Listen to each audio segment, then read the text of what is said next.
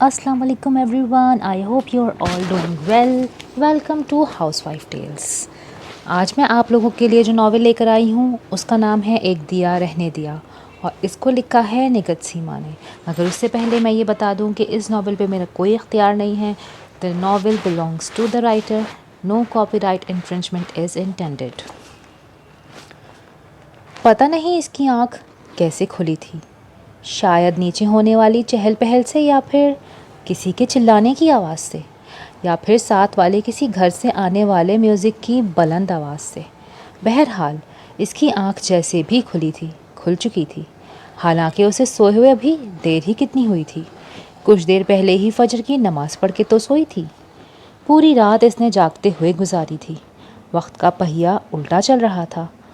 وہ دن جب وہ اس گھر سے گئی تھی، اور اس سے پہلے کتنے سارے دن، اور اس سے پہلے کتنے ہفتے، مہینے، سال، سب مناظر سینما کی اسکرین کی طرح اس کی آنکھوں کے سامنے سے گزر رہے تھے. وہ کتنے سالوں بعد اس مکان میں آئی تھی. ماہ و سال کا حساب تو اس نے مدت ہوئی چھوڑ دیا تھا. بس دن گزرتے جا رہے تھے، گزر ہی جاتے. اگر ایک دن فرشتہ اجل لینے نہ آ جاتا تو بس زندگی کی کہانی ختم ہو جاتی. پتہ نہیں زندگی کی کہانی اتنی پیچیدہ اور الجھی ہوئی کیوں ہوتی ہے، سیدھی سادی کیوں نہیں ہوتی، یا پھر وہی تھی جس کی کہانی میں اتنے الجھاؤ تھے کہ کسی طور سلجھ ہی نہ پاتے. کتنے سال، ہاں کتنے سال بعد وہ یہاں آئی تھی. اس نے ایک بار پھر انگلیوں پہ گننا شروع کیا. 60 کی دہائی تھی. 1965 کا سورج غروب ہو چکا تھا اور 1967 کا سورج طلوع ہو رہا تھا جب اس نے یہ مکان چھوڑا تھا یا اسے ایک بوجھ کی طرح اس مکان سے نکال دیا گیا تھا. یہ مکان، اس نے اسے گھر تو کبھی سمجھا ہی نہیں تھا. یہ کبھی اسے گھر نہیں لگا تھا، ہمیشہ مکان ہی لگا تھا.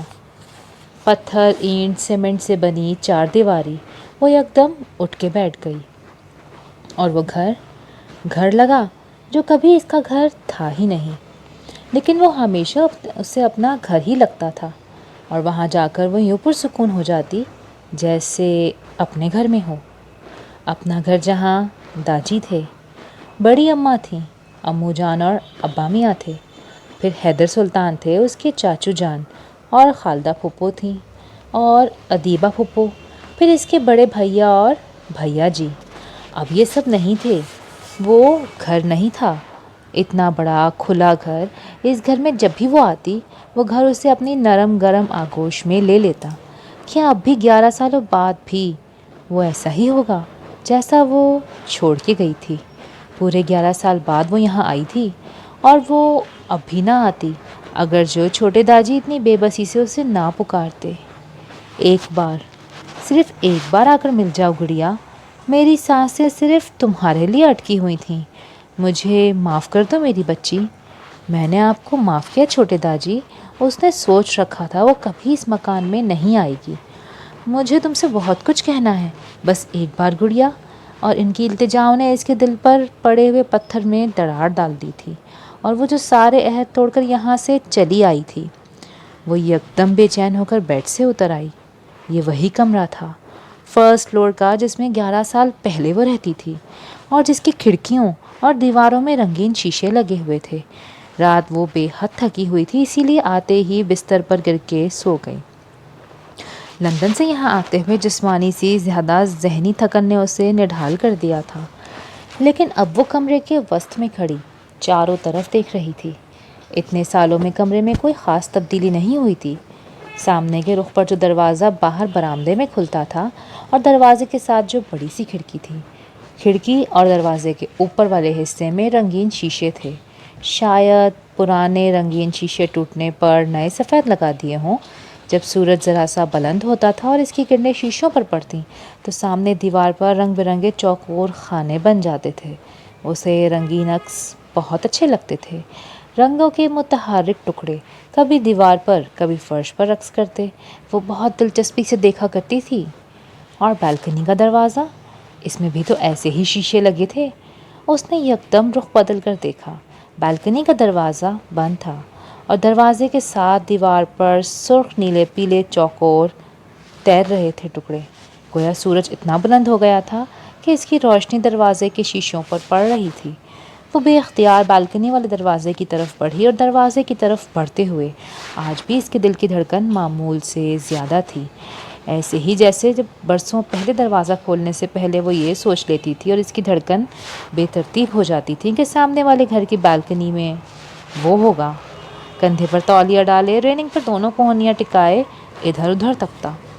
اسے دیکھ کر اس کے لبوں پر ایک مستقل دلکش مسکراہٹ نمودار ہوتی۔ وہ کوہنیاں ہٹاتے سیدھا ہوتا، ہلکا سا سر خم کر کے جیسے اس کا شکریہ ادا کرتا، واپس کمرے میں چلا جاتا۔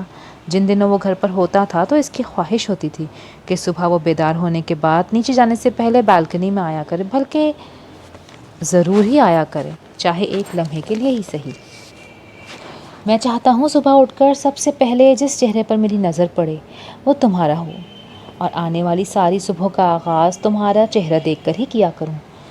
یہ دعا میں ہر روز کرتا ہوں، لیکن کبھی کبھی کچھ دعائیں در قبولیت تک پہنچ نہیں پاتی، اور اب وہ اپنی صبح کا آغاز پتہ نہیں کس کا چہرہ دیکھ کر کرتا ہوگا۔ پورے وجود میں درد کی ایک لہر سی دوڑ گئی، بے اختیار لبوں سے سسکی نکل آئی تھی، اور اس نے نچلے ہونٹوں کو دانتوں تلے دبا لیا۔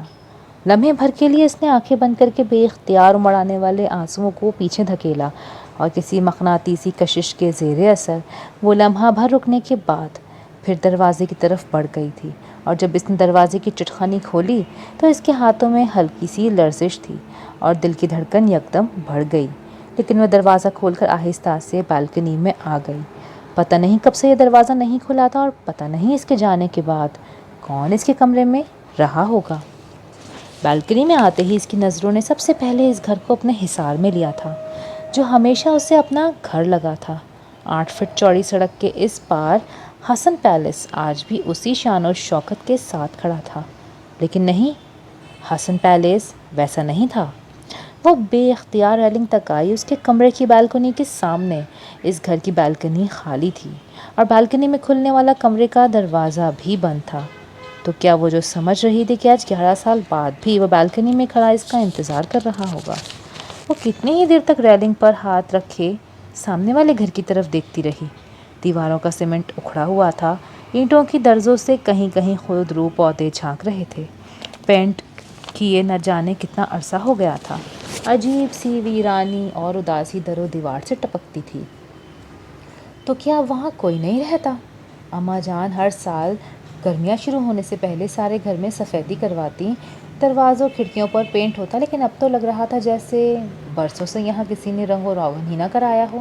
اس نے بمشکل اپنی آنکھیں اس گھر سے ہٹائیں اور اپنی بالکنی پر ڈالی۔ ایک کونے میں ٹوٹی ہوئی کرسی پڑی تھی، اور ایک طرف مٹی کا خالی گملہ اونڈھا پڑا تھا۔ اس کے دل میں ہوک سی اٹھی۔ کبھی اس نے 2 خوبصورت چنیوٹ کے پیڑے رکھے ہوئے تھے، اور دائیں بائیں چینی کے خوبصورت گملوں میں انڈور پلانٹس تھے، اور نیچے صحن سے اوپر تک آتی موتی اور بوگن ویلیا کی بیلوں نے بالکنی کی تقریباً ساری ریلنگ کو ڈھانک رکھا تھا، لیکن اب ریلنگ خالی پڑی تھی۔ پتہ نہیں کب بیلیں سوکھی ہوں گی یا پھر خود ہی کسی نے کاٹ دی ہوں گی۔ مئی کے مہینے میں کیسے بیلیں موتیے کے پھول ہو جاتے تھے، اور پوری پوری بیلیں بھر جاتی تھیں، اور بالکنی سے آتی خوشبو اس کے کمرے کو بھی معطر کر دیتی تھی۔ صبح صبح اٹھ کر وہ بیت کی خوبصورت سی چھوٹی سی ٹوکری کو موتیے کے پھولوں سے بھر کر اپنی ٹیبل پر رکھ دیتی، اور یہ ٹوکریاں تو بیرالحسن مری سے اس کے لیے لے کر آئے تھے۔ اور یہاں میری اس بالکنی میں بھی کتنی ویرانی اور اداسی ہے، شاید موتی اور بوگن ویلیا کی بیل کے نہ ہونے کی وجہ سے۔ اور وہ گھر پتہ نہیں اب اندر سے کیسا ہوگا، ویسا ہی بھرا بھرا اور پر رونق، یا پھر میری طرح اداس، تنہا اور ویران۔ اس نے تو ہمیشہ اس گھر کے یوں ہی آباد اور پر رونق رہنے کی دعا کی تھی، لیکن پتہ نہیں اللہ اس گھر کے سب مکین ایسے ہوں گے یا نہیں جیسے 11 سال پہلے تھے۔ خوش باش زندہ دل، اس نے بے آواز دعا کی۔ سنہری دھوپ سامنے والے گھر کی بالکنی میں اتر آئی تھی۔ وہ پیچھے ہٹ کر دیوار سے ٹیک لگا کر دیکھنے لگی۔ اس گھر میں بہت زیادہ لوگ نہیں رہتے تھے، پھر بھی یہ گھر اسے بھرا بھرا لگتا تھا۔ بہت سی بالکنیز والا یہ گھر ایک مکمل گھر تھا، جبکہ وہ جس مکان میں رہتی تھی اس میں کتنے لوگ رہتے تھے، پھر بھی وہ اس بار اسے رونق والا نہیں لگا تھا۔ بس اس مکان میں جس میں وہ رہتی تھی، جو اس کا گھر تھا کہ آغا جان کہتے تھے، بیٹا یہ تمہارا گھر ہے، اپنا گھر، پھر کیوں سہمی سہمی اور خوفزدہ رہتی ہو؟ اور اپنے اس گھر میں بس ایک ہی چیز اسے اچھی لگتی تھی، اس گھر کے رنگین شیشوں والی کھڑکیاں اور دروازے جو سب کے سب مشرقی رخ پر کھلتے تھے، اور جب سورج طلوع ہو کر بلند ہوتا تو دھوپ اندر کمروں کی دیواروں پر اور فرش پر رنگین ڈیزائن بناتی، اور اسے رنگوں کی آنکھ میں چولی بہت پسند تھی۔ اس کی نظریں پھر سامنے والے گھر کی بالکنی سے ٹکرائی تھیں اور وہ یوں بند دروازے کو منتظر نظروں سے دیکھنے لگی جیسے ابھی دروازہ کھلے گا اور ابھی انیس الحسن بالکنی میں آ کر کھڑا ہو جائے گا، اور اس کا لمبا قد بالکنی کی نیچی ریلنگ کے مقابلے میں کتنا نمایاں لگے گا، اور لکڑی کی یہ منقش ریلنگ کتنی خوبصورت تھی۔ وہ تھوڑا سا ریلنگ پر جھکے گا اور پھر ماتھے پر بکھرے بالوں کو دائیں ہاتھ سے پیچھے کرتے ہوئے اس کی بالکنی کی طرف دیکھتے ہوئے مسکرائے گا۔ وہ ہولے ہولے نیچے بیٹھتی چلی گئی، اور اب وہ دیوار سے ٹیک لگائے بیٹھی تھی۔ اس نے آنکھیں بند کر لی تھیں اور بند آنکھوں سے آنسو بہت آہستہ سے اس کے رخساروں پر پھیلنے لگے تھے۔ وقت جیسے قند بھر کر پیچھے چلا گیا، بہت پیچھے، اور 10 سالہ عروج فاطمہ آغا منزل کی گیٹ سے نکل کر خرامہ خرامہ گلی میں ادھر ادھر دیکھتی حسن پیلس کی طرف جا رہی تھی، اور آغا منزل کے گیٹ کے باہر کھڑے عبدالکریم کاکا اسے دیکھتے ہوئے مسکرا رہے تھے، اور حسن پیلس کے گیٹ میں داخل ہونے سے پہلے وہ مڑ کر ضرور عبدالکریم کاکا کی طرف دیکھ کر ہاتھ ہلاتی تھی۔ عبدالکریم کاکا اسے اندر جاتے دیکھ کر مطمئن سے واپس چلے جاتے تھے۔ یہ صرف 8-9 فٹ چوڑی گلی تھی، سرخ اینٹوں کی پکی گلی، اور یہاں عام لوگوں کی آمد و رفت نہ ہونے کے برابر تھی۔ بس آمنے سامنے آغا منزل اور حسن پیلس تھے۔ آغا جان نے ایک بار اسے بتایا تھا کہ یہ ساری جگہ ان کے والد کی تھی۔ انہوں نے آدھی جگہ حسن صاحب کے دادا کو فروخت کر کے آدھی زمین پر اپنا گھر بنایا تھا، اور دونوں گھروں کے درمیان یہ گلی چھوڑ دی تھی۔ گلی کے دونوں اطراف میں راستہ تھا جو باہر مین روڈ تک جاتا تھا، اور عروج فاطمہ کے لیے اس گھر میں جانے کی کیا کشش تھی کہ وہ وقت بے وقت گلی پار کر کے اس گھر کے گیٹ سے بے دھڑک اندر چلی جاتی۔ گیٹ میں داخل ہوتے ہی دائیں طرف بہت وسیع لان تھا جس میں گھنے سرسبز درخت تھے، رنگ برنگے پھول تھے، اور جس کی گھاس ہمیشہ سرسبز رہتی تھی۔ بائیں طرف پورچ تھا جہاں ہمیشہ ایک گاڑی کھڑی رہتی، اور جب حسن انکل گھر پر ہوتے تو ان کی جیپ بھی پورچ میں کھڑی نظر آتی۔ دیوار کے درمیان میں بچری کی روش تھی، اور اس طویل روش کو عبور کر کے 3 سیڑھیاں چڑھ کر اونچا لکڑی کا منقش دروازہ تھا جو کبھی بھی اندر سے لاک نہیں ہوتا تھا، اور جب وہ چھوٹی تھی تو اسے دھکیلتے ہوئے اسے پوری قوت لگانی پڑتی تھی۔ تب گیٹ کے پاس اپنی چارپائی پر بیٹھا شیردل چاچا اٹھ کر آتا اور اسے ہاتھ سے دھکیلتے ہوئے کہنا کبھی نہ بھولتا، اصلی شیشم کی لکڑی کا ہے، یہ آج کل جو دروازے بن رہے ہیں ان کی طرح نہیں، ایک دھکے سے ٹوٹ جانے والا۔ بڑے صاحب نے اپنے سامنے بنوایا تھا عبدالغنی مستری سے، بڑا کاریگر بندہ ہے، پورا 1 سال لگا تھا صرف یہ ایک اور نیچے والی منزل کے دروازہ بننے میں۔ اب پتہ نہیں اس میں کتنا مبالغہ تھا، اس نے کبھی شیردل چاچا کی بات پر غور نہیں کیا، لیکن یہ حقیقت تھی کہ اس کے گھر کے نقشین دروازے اور کھڑکیاں، اس کی بالکنی کی نقشین ریلنگ اس گھر کی خوبصورتی میں اضافہ کرتے تھے۔ لیکن وہ شیردل چاچا کی بات پر دھیان دیے بغیر اس گھر کے اندر جانے کی اشتیاق میں تیزی سے کھلے دروازے سے اندر داخل ہو جاتی تھی، اور اس گھر کے اندر جانے کا اشتیاق ہمیشہ اس کے اندر ایسا بھرا ہوتا جیسے وہ پہلی بار اس بے شمار بالکنی والے گھر میں جا رہی ہو۔ تیزی سے اندر داخل ہو کر چاروں طرف دیکھتی اور پھر بے تابی سے تخت پر بیٹھی اماں جی کی طرف بڑھ جاتی، جو ہمیشہ اسے اپنی باہوں میں بھر کر گرم جوشی سے اس کی پیشانی چومتی تھی، اور ان کا یہ پیار بھرا لمس اسے اندر تک شانت کر دیتا۔ وہ اچھل کر ان کے تخت پہ بیٹھ جاتی۔ یہ اونچا بڑا منقش دروازہ ایک وسیع لانچ میں کھلتا تھا۔ سامنے گلاس وال تھی، اور گلاس وال سے پیچھے لان کا منظر نظر آتا تھا۔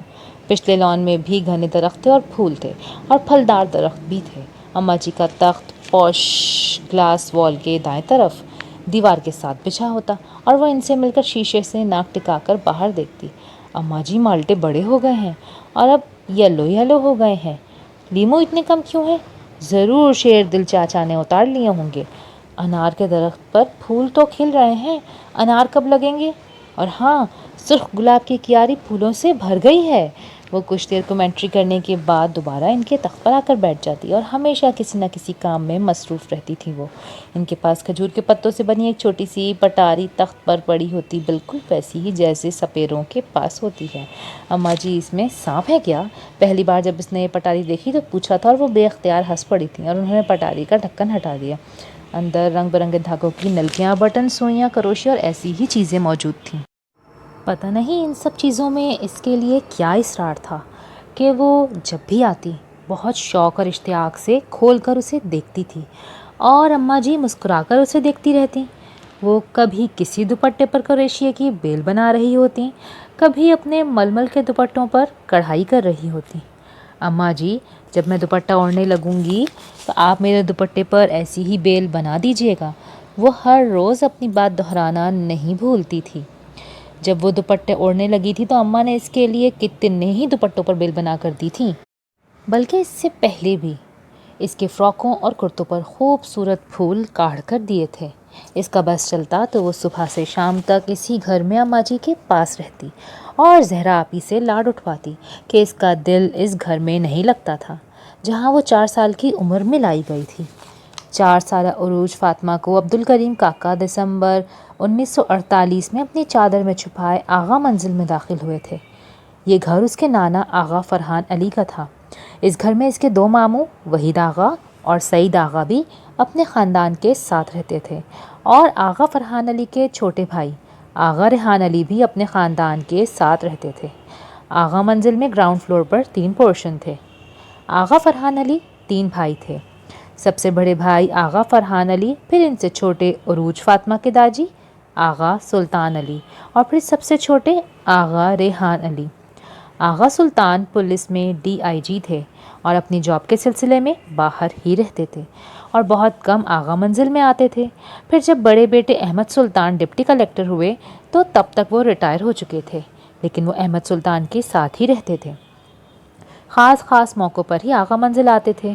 احمد سلطان کی شادی آغا فرحان علی کی اکلوتی بیٹی سکینہ سے ہوئی تھی، تو اس گھر میں عبدالکریم کاکا عروج فاطمہ کو لے کر آئے تھے۔ 1 سال سے آپ کو ڈھونڈ رہا ہوں بڑے آقا۔ آغا فرحان علی کو دیکھتے ہی عبدالکریم کاکا کی آنکھیں جھر جھر بہنے لگی تھیں اور وہ چادر میں چھپائی عروج فاطمہ کو گود میں لے کر زمین پہ بیٹھ گئے تھے۔ آغا فرحان الجھی نظروں سے اسے دیکھ رہے تھے۔ میں عبدالکریم ہوں جی، ڈپٹی صاحب کا نوکر، ڈپٹی احمد سلطان صاحب کا۔ اور آغا فرحان علی کا دل جیسے ڈوب کر ابھرا تھا۔ وہ کہاں ہے؟ اور بیوی بچے، بھائی صاحب؟ سب 1 سال سے زیادہ ہو گیا، کہیں سے کوئی خبر نہیں ملی، کس سے پتہ نہیں کروایا؟ اور عبدالکریم کا ضبط جواب دے گیا تھا۔ سب کے سب۔ وہ دھاڑے مار مار کے رونے لگا تھا۔ 1 سال کے رکے آنسو بہہ نکلے تھے اور خود آغا فرحان علی کے آنسو بھی بہہ نکلے۔ اس روز کچھ دیر بعد عبدالکریم نے کہنا شروع کیا، اس روز بھیا صاحب چھت پر گئے تھے پاکستان کا جھنڈا لگانے۔ جب بہت دیر تک نیچے نہیں اترے تو آپا جی انہیں دیکھنے کے لیے چھت پر گئی تھیں۔ بھیا صاحب چھت پر اوندھے گرے تھے۔ آپا جی کی چیخیں نکل گئیں اور ان کی چیخ سن کر ساتھ والی چھت سے مہندر کود کر ہماری چھت پر آ گیا تھا اور اس نے آپا جی کا ہاتھ پکڑ کر کھینچا تھا۔ آپا جی ہاتھ چھڑوا کر سیڑھیوں کی طرف بھاگی اور شاید مہندر نے دھکا دیا تھا یا پھر ان کا پاؤں پھسل گیا کہ وہ سیڑھیوں سے ہی نیچے گر گئیں۔ سر پھٹ گیا تھا۔ میں پچھواڑے میں گھوڑوں کو چارہ ڈالنے گیا تھا۔ شور سن کر اندر آیا تو آپا جی کی آخری سانسیں تھی۔ بمشکل انہوں نے مجھے سب بتایا اور کہا کہ بھیا صاحب اوپر چھت پر گرے پڑے ہیں، شاید مہندر نے ہی انہیں چھرا مارا ہے۔ میں بھاگتا ہوا چھت پر گیا تو بھیا صاحب تب تک شہید ہو چکے تھے۔ ظالم نے نہ جانے کتنے چاقو کے وار کیے تھے۔ میں انہیں اٹھا کر نیچے لایا تو آپا جی نے بس آخری نظر ان پر ڈالی اور آنکھیں بند کر دیں۔ کئی دن سے شہر میں فسادات کی خبریں آ رہی تھیں۔ آس پاس سب جگہ بلوے ہو رہے تھے، پر ڈپٹی صاحب کو یقین تھا کہ انہیں کوئی خطرہ نہیں۔ علاقے کے تھانے دار سے انہوں نے پہلے ہی بات کر لی تھی۔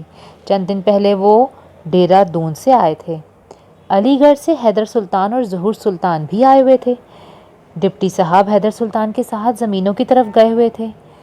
بڑے صاحب جی نے جب سے یہ حویلی خریدی تھی تو کافی ساری زمین بھی خرید لی تھی۔ کہتے تھے بس اب باقی عمر کاشتکاری کریں گے۔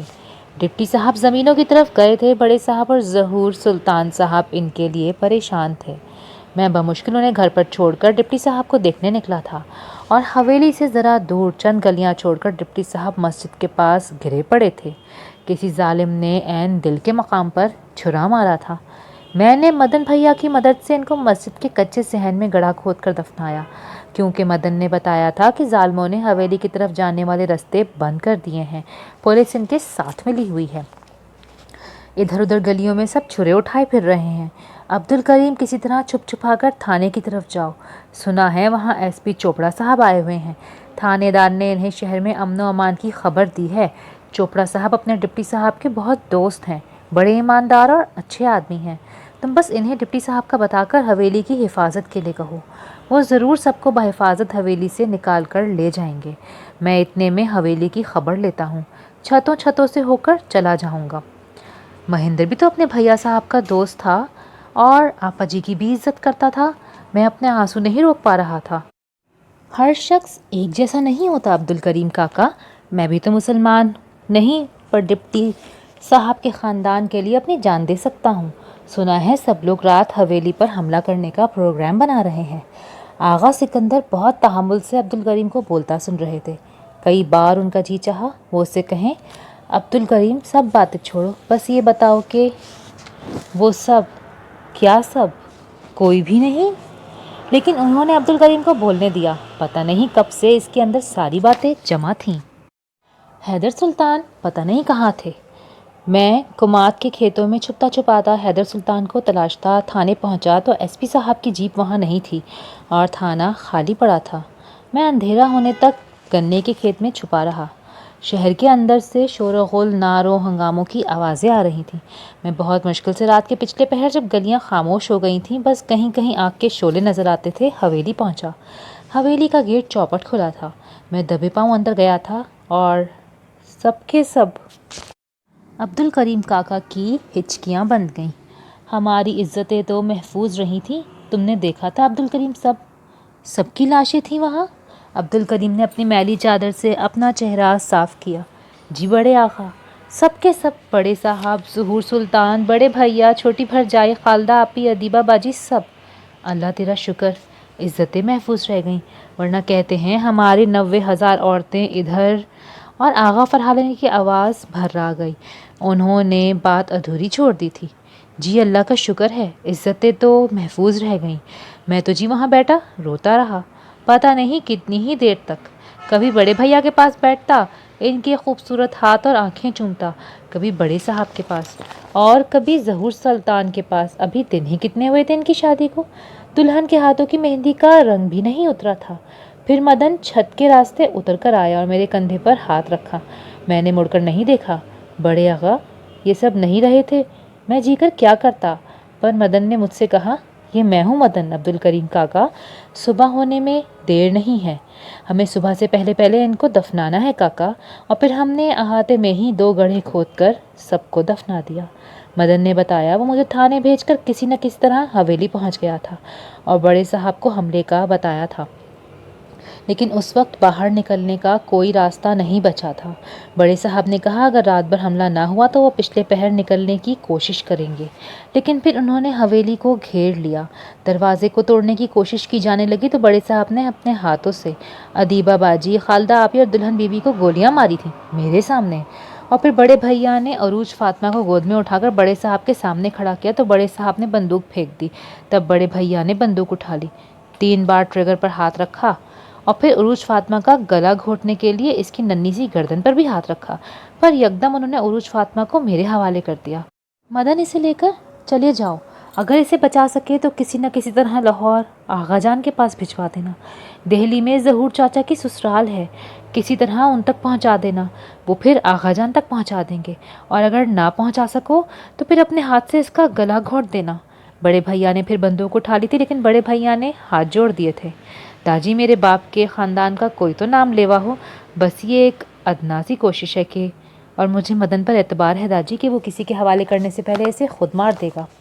اعتبار تو بڑے بھیا کو بھی مدن پر تھا، لیکن پھر بھی انہوں نے مدن سے قسم لی تھی کہ اگر کوئی ایسا موقع آیا تو وہ عروج فاطمہ کو اپنے ہاتھوں سے مار دے گا، اس حسن سلوک کے بدلے جو انہوں نے مدن سے کیا تھا کہ والدین کے مرنے کے بعد 6 سالہ مدن کو اپنی کفالت میں لے لیا تھا اور کبھی اسے کوئی تنگی نہیں ہونے دی تھی، کبھی مندر میں جا کر پوجا کرنے سے منع نہیں کیا تھا، مدن کو اپنے والدین کے مذہب سے ناآشنا نہیں رکھا تھا۔ مدن نے بھی وفا نبھائی اور عروج فاطمہ کو چپکے سے اپنے گھر میں چھپا دیا، اور پھر 3 دن اور 3 راتیں میں مدن کے گھر چھپا رہا۔ مدن نے بتایا تھا کہ میرے ماں باپ بھی اس بلوے میں مارے گئے ہیں اور تیسرے دن وہ ہمیں اپنی بیل گاڑی میں بھوسے کے ڈھیر کے نیچے چھپا کر اسٹیشن پر چھوڑ گیا تھا۔ وہاں فوج کا ایک ٹرک بھی آ گیا تھا اور فوجیوں نے اپنی نگرانی میں ہمیں ٹرین پر بٹھایا تھا۔ پھر دہلی میں دلہن بی بی کے گھر میں تالا لگا دیکھا، پتہ چلا وہ کہیں چلے گئے ہیں۔ وہاں آس پاس ہمسایوں کے مقبرے جا رہے تھے تو میں بھی ان کے ساتھ۔ عروج کہاں ہے؟ آغا فرحان نے بڑے بے تابی سے اس کی بات کاٹی۔ عروج ان کی اکلوتی نواسی، ان کی لاڈلی بیٹی سکینہ کی بیٹی، 2 بھائیوں کی اکلوتی بہن، اس وقت دنیا میں آئی تھی جب احمد اور سکینہ مایوس ہو چکے تھے، اور احمد سلطان نے اس کی پیدائش پر کتنی خوشیاں منائی تھیں، وہ بھی تو گئے تھے ان کی خوشی میں شرکت کرنے۔ عبدالکریم نے گود میں لیٹی عروج فاطمہ کی طرف اشارہ کیا۔ سوکھی کمزور زرد رنگت والی عروج فاطمہ کو انہوں نے بے اختیار ہاتھ بڑھا کر گود میں لے لیا اور بے تحاشا چومنے لگے۔ وہاں ہمایوں کے مقبرے پر وکیل صاحب مل گئے تھے، کسی عزیز کو ڈھونڈنے کے لیے آئے تھے، اور پھر انہوں نے کوشش کر کے 1-2 روز میں ٹرین میں بٹھا دیا۔ ٹرین میں اپنے مسلمان فوجی بھی تھے۔ بس جی، کسی نہ کسی طرح سے پہنچ ہی گیا۔ یہاں مہینوں والٹن کیمپ میں رہا، پھر ایک عزیز کے ہاں قصور چلا گیا۔ بڑے بھیا نے آپ کا پتہ لکھ کر عروج فاطمہ کی فراک کی جیب میں ڈالا تھا، مدن نے بتایا تھا، پر وہ پتہ نہیں کہاں گر گیا۔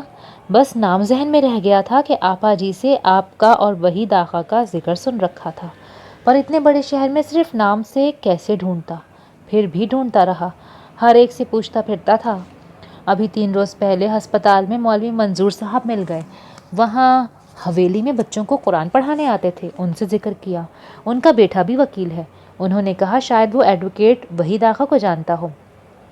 بس انہوں نے کھوج لگا کر دیا، اللہ بھلا کرے ان کا بیٹا مہینوں سے بیمار ہے، سرکاری ہسپتال والے بس لال شربت دے دیتے ہیں۔ ایک روز بڑے ڈاکٹر کو دکھایا تو انہوں نے کہا میعادی بخار ہے، آپ اس کو کسی بڑے ڈاکٹر کو دکھائیں۔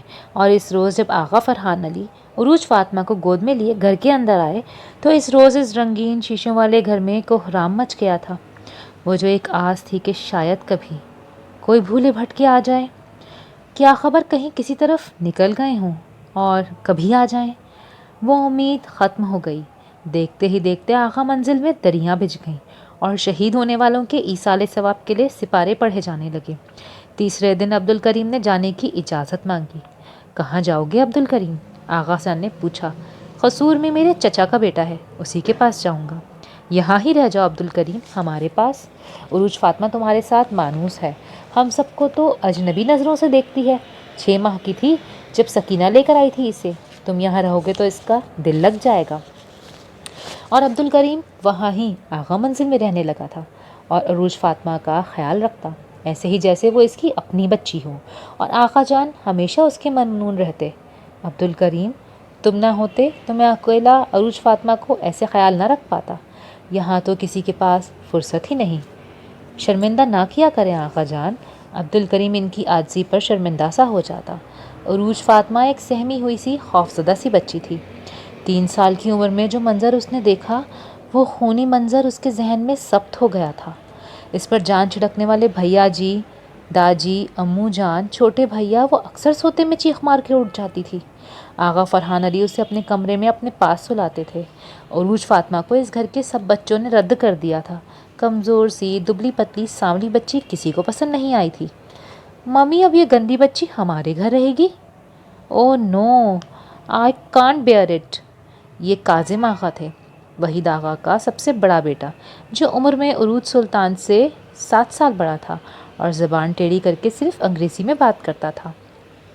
اور صرف وہی کیا، سب بچے ہی انگریزی بولتے تھے اور ان کی مائیں انگریزی ملی اردو میں ان سے بات کرتی تھیں۔ بری بات ڈیئر، ایسے نہیں کہتے، یہ آپ کے پھپھو کی بیٹی ہے، بڑی ممانی نے سمجھایا تھا۔ تو پھپھو نے اسے ادھر کیوں بھیج دیا؟ یہ اتنی کالی جو ہے، یہ مکرم آغا تھے کاظم سے 2 سال چھوٹے، اسی لیے کہ وہ سب تمہاری پھپھو کی فیملی سب ادھر ہندوستان میں مار دیے گئے ہیں۔ بڑی مامی نے مکرم کی بات نظر انداز کر دی تھی، لیکن وہ نانا کی گود میں بیٹھی ان کی تسبیح سے کھیلتی سب سن رہی تھی۔ یو مین پارٹیشن میں؟ سسٹر جولی کہتی ہیں مسلم لوگ کا دماغ خراب ہو گیا تھا جو انہوں نے الگ وطن بنایا، اور آغا جان نے غصیلی نظر ان پر ڈالی تھی۔ اپنے بچوں کو سمجھاؤ وحید، بتاؤ انہیں کہ پاکستان ناگزیر تھا۔ انہوں نے پاس ہی صوفے پہ بیٹھے وحید آغا کو مخاطب کیا تھا۔ مجھے ڈر ہے کہ یہ نسل ساری قربانیاں رائے گاہ کر دے گی۔ یہ انگریزی اسکولوں میں پڑھنے والے بچے اسلام اور پاکستان کے متعلق کیا جانیں۔ وہ نم آنکھوں کے ساتھ عروج فاطمہ کو گود میں اٹھائے اپنے کمرے میں چلے گئے تھے۔ سلی بوائے، اپنے دادا کو ناراض کر دیا نا؟ بڑی مامی نے اس کے رخساروں کو 2 انگلیوں سے چھوا۔ میں نے غلط تو نہیں کہا تھا؟ Truth is truth. اگر مسلم الگ وطن کا مطالبہ نہ کرتے تو اتنے سارے لوگ جو اس پارٹیشن میں مارے گئے نہ مرتے۔ اور بڑی مامی نے فخر سے اسے دیکھا۔ ان کا بچہ اتنی سی عمر میں کتنا ذہین تھا۔ پر تمہیں پتہ تو ہے گڈ بوائے کہ تمہارے آقا جان پاکستان کے متعلق کتنے ٹچی ہیں۔ سب اولڈ لوگ پاکستان کے متعلق ٹچی ہوتے ہیں ممی، کیونکہ یہ لوگ ہی تو پاکستان بنانا چاہتے تھے، ورنہ سسٹر جولی کہتی ہیں پارٹیشن سے پہلے سب ٹھیک تھا، سب پیار و محبت سے رہتے تھے، لیکن پارٹیشن نے سب کو دشمن بنا دیا۔ کاظم آقا کو تقریریں کرنے کا بہت شوق تھا اور مامی بڑے فخر سے وحید آقا کو دیکھتی تھیں۔ کتنی اچھی سہیلی تھی ریکھا سنہا، اور اس کے لیے کلکتے سے کتنی خوبصورت ساڑیاں خرید کر بھیجا کرتی تھی، لیکن پھر پارٹیشن سے پہلے ہی کیسی پکی دشمن بن گئی تھی اس کی۔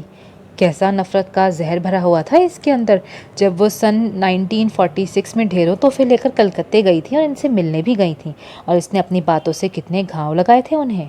اور لاؤنج میں عروج فاطمہ کے کھلونے اکٹھے کرتا عبدالکریم تعصب سے کاظم آغا اور اس کی ممی کو دیکھتا تھا۔ یہ تو اس جیسے جاہل ان پڑھ کو بھی پتا تھا کہ پاکستان کا بننا کتنا ضروری تھا، اور اس روز 4 سالہ عروج فاطمہ نے جان لیا تھا کہ وہ یہاں انچاہی ہے۔ اس کے لاڈ اٹھانے والے اور چاہنے والے اب اس دنیا میں نہیں رہے، سو وہ کبھی آغا منزل کے بچوں سے گھل مل نہیں سکی، حالانکہ آغا منزل میں اس کے ہم عمر چھوٹے بڑے کتنے ہی بچے تھے۔ وحید آغا اس کے بڑے ماموں کے 3 بیٹے تھے، اور سعید آغا چھوٹے ماموں کی 2 بیٹیاں 1 بیٹا، اور ریحان آغا جو اس کے ابا میاں کے چچا تھے اور ابا میاں سے چند سال ہی بڑے تھے، لیکن ان کی شادی تاخیر سے ہوئی تھی کہ انہیں کوئی لڑکی پسند نہیں آ رہی تھی۔ ابا میاں کی شادی کے بھی کئی سال بعد، کہ ابا میاں کی شادی تو بہت ہی کم عمری میں ہو گئی تھی۔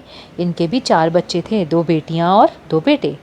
بیٹے دونوں بڑے تھے اور پھر بیٹیاں، بڑی عروج سے صرف 3 سال بڑی تھی اور چھوٹی تقریباً اس کی ہم عمر۔ وہ ریحان آقا کو چھوٹے داجی کہتی تھی کہ آقا جان نے اس سے یہی کہا تھا کہ یہ تمہارے داجی کے چھوٹے بھائی ہیں، اسی لیے تم انہیں چھوٹے داجی کہا کرو۔ اور آپ بڑے بھائی ہیں تو پھر آپ کو بڑے داجی کہوں؟ نہیں، انہوں نے اس کے رخسار پر بوسہ دیا۔ تمہاری امو جان مجھے آغا جان کہتی تھی، تو تم بھی مجھے آغا جان کہا کرو، مجھے اچھا لگتا ہے۔ اور چھوٹے داجی نے بھی کبھی اسے اہمیت نہیں دی تھی۔ اگر جو اس گھر میں آغا جان اور عبدالکریم کاکا نہ ہوتے تو اس کا دم گھٹ جاتا۔ اس اتنے بڑے گھر میں جو کئی کنال پر پھیلا ہوا تھا، کبھی کبھی اسے لگتا جیسے اس گھر میں آکسیجن ختم ہو گئی ہو۔ مناسب علاج اور اچھی خوراک سے وہ جلد ہی صحت یاب ہو گئی تھی۔ ساملے رخساروں پر سرخی جھلکنے لگی تھی، روکھے پیکے بالوں میں چمک تو آ ہی گئی تھی، اندر دھسی آنکھیں بے پناہ خوبصورت لگنے لگی تھیں، سیاہ گھنی پلکوں والا گھور سیاہ آنکھیں جن میں ہمہ وقت موجود اداسی کا تاثر سحر طاری کرتا تھا۔ پھر بھی اس گھر کے مکینوں کے لیے وہ قابل قبول نہیں تھی، وہ کسی کی دوست نہیں تھی۔ جب وہ چھوٹی سی تھی آغا جان اسے حسن پیلس لے کر آئے تھے۔ اسے ٹھیک سے یاد نہیں تھا کہ وہ آغا جان کے ساتھ کیوں اور کب حسن پیلس آئی تھی، لیکن اسے یہ یاد ضرور تھا کہ اس گھر میں اسے ہاتھوں ہاتھ لیا گیا تھا۔ شیردل چاچا سے لے کر بوا جی تک سب نے اس کا اس طرح استقبال کیا جیسے وہ اس گھر کی بیٹی ہو اور برسوں سے بچھڑی اب آ کر ملی ہو۔ اس پہلی بار کے بعد وہ اکثر حسن پیلس میں آنے لگی تھی، کبھی آغا جان کے ساتھ، کبھی عبدالکریم چاچا کے ساتھ، لیکن پھر جب وہ ذرا بڑی ہوئی تو اکیلے ہی آنے جانے لگی۔ ہاں، عبدالکریم کاکا آغا منزل کے گیٹ پر کھڑے اسے دیکھتے رہتے۔ اس کا اسکول سے آتے ہی جی چاہتا کہ وہ فوراً حسن پیلس چلی جائے، لیکن اسے ہوم ورک کرنا ہوتا تھا اور آغا جان خود اسے پڑھاتے تھے۔ وہ بہت ذہین تھی، آغا منزل کے سارے بچوں سے زیادہ ذہین، یہ آغا جان کہتے تھے، اور وہ بہت خوش ہوتی تھی۔ پھر اسے پڑھاتے ہوئے آغا جان، امو جان اور ابا میاں کے بچپن کی باتیں اسے بتاتے، اور اسے ان کی باتیں سننا بہت اچھا لگتا تھا۔ وہ اپنے اتنے پیارے رشتوں کے متعلق بہت کم جانتی تھی، ورنہ تو زہرا آپی اسے کئی بار کہہ چکی تھیں کہ وہ اسے ہوم ورک بھی کرا دیا کریں گی اور پڑھا بھی دیا کریں گی۔ زہرا آپی اماں جی کی پوتی اور حسن انکل کی بیٹی تھیں۔ وہ 9ویں کلاس میں پڑھتی تھیں، اور عروج فاطمہ جب پہلی بار آئی تھی تو اماں جی کے پاس تخت پر بیٹھی اپنا سبق یاد کرتی زہرا آپی اسے بہت اچھی لگی تھیں۔ آغا جان، یہ گڑیا کتنی کیوٹ ہے، اور آپ اسے اتنے دنوں بعد لائے؟ اور آغا جان مسکرا دیے تھے، یہ بیمار تھی کچھ اسی لیے۔ اور پھر اس روز زہرا آپی نے اس کے لیے کیک بیک کیا تھا جو انہوں نے نیا نیا بیک کرنا سیکھا تھا، اور اپنی بے شمار گڑیوں میں سے نیلی والی اسے نکال کے دی تھی، جس کی نیلی نیلی آنکھیں اسے بہت پسند آئی تھیں۔ اور یوں پہلے روز ہی اس کے اور زہرا کے درمیان ایک محبت بھرا تعلق اور رشتہ بن گیا تھا۔ میں تمہاری آپی ہوں، جیسے دوبیر اور انیس کی، زہرا آپی نے اس سے کہا، اور پھر ہنسی تھیں، اور وہ ان کے سفید ہموار دانتوں کو دیکھتی رہ گئی۔ گلابی ہونٹ، سفید دودھیا رنگت، وہ بے حد خوبصورت تھیں۔ انیس مجھے آپی کے بجائے اپی کہتا ہے، اور دوبیر کا بچہ میرا نام لیتا ہے۔ میں بھی اپی کہوں گی، بے اختیاری اس کی لبوں سے نکلا تھا، جیسے یہ لفظ اس نے پہلے بھی سنا ہوا تھا اور اندر لاشعور میں کہیں موجود تھا۔ اور زہرا آپی پھر ہنس پڑی تھیں۔ اور وہ کتنی خوبصورت تھیں، آغا منزل کی ساری لڑکیوں سے زیادہ حسین، لیکن انہیں ذرا بھی غرور نہیں تھا۔ اور زہرا آپی ہی کیا، اس گھر کا کوئی بھی فرد مغرور نہیں تھا۔ دوبیر الحسن اور انیس الحسن جو مری میں پڑھتے تھے اور زہرا سے چھوٹے تھے، حسن انکل اور عذرا آنٹی۔ حسن انکل اپنی جاب کی وجہ سے دوسرے شہر میں رہتے تھے، ان کا تبادلہ ہوتا رہتا تھا، اسی لیے عذرا آنٹی اور زہرا یہاں حسن پیلس میں اماں جی کے پاس رہتی تھیں۔ لیکن کبھی کبھی حسن انکل عذرا آنٹی کو بھی ساتھ لے جاتے تھے، لیکن زہرا تب بھی یہاں ہی رہتی تھی۔ اماں جی کی تنہائی کے خیال سے وہ کبھی زہرا آپی کو ساتھ لے کر ہی نہیں گئے تھے۔ اماں جی کی 3 بیٹیاں اور 2 بیٹے تھے۔ تینوں بیٹیاں دوسرے شہر میں بیاہی گئی تھیں، اور بڑا بیٹا احسان لندن میں ہوتا تھا، سال 2 سال بعد چکر لگاتا تھا۔ تو اس گھر میں مستقل صرف اماں جی زہرا، بوا جی شاہینہ جو بوا جی کی نواسی تھی، شیر دل چاچا اور ڈرائیور چاچا ہی رہتے تھے۔ ہاں، چھٹیوں میں سب اکٹھے ہو جاتے تھے تو خوب رونق ہوتی تھی۔ اماں جی کی 3 بیٹیاں اپنے بچوں سمیت آ جاتیں۔ عذرا آنٹی بھی ان دنوں حسن پیلس میں ہی رہتی تھیں، لیکن جب یہ سب نہیں بھی ہوتے تھے تب بھی عروج فاطمہ کو یہ گھر بھرا بھرا اور با رونق لگتا تھا۔ جب وہ زہرا کے ساتھ پہلی بار پچھلے لان میں گئی تھی تو اس نے زہرا کو بتایا تھا کہ وہاں بھی اس کے گھر کے بائیں باغ میں بہت سے درخت تھے، آم، جامن اور پتہ نہیں کون کون سے تھے۔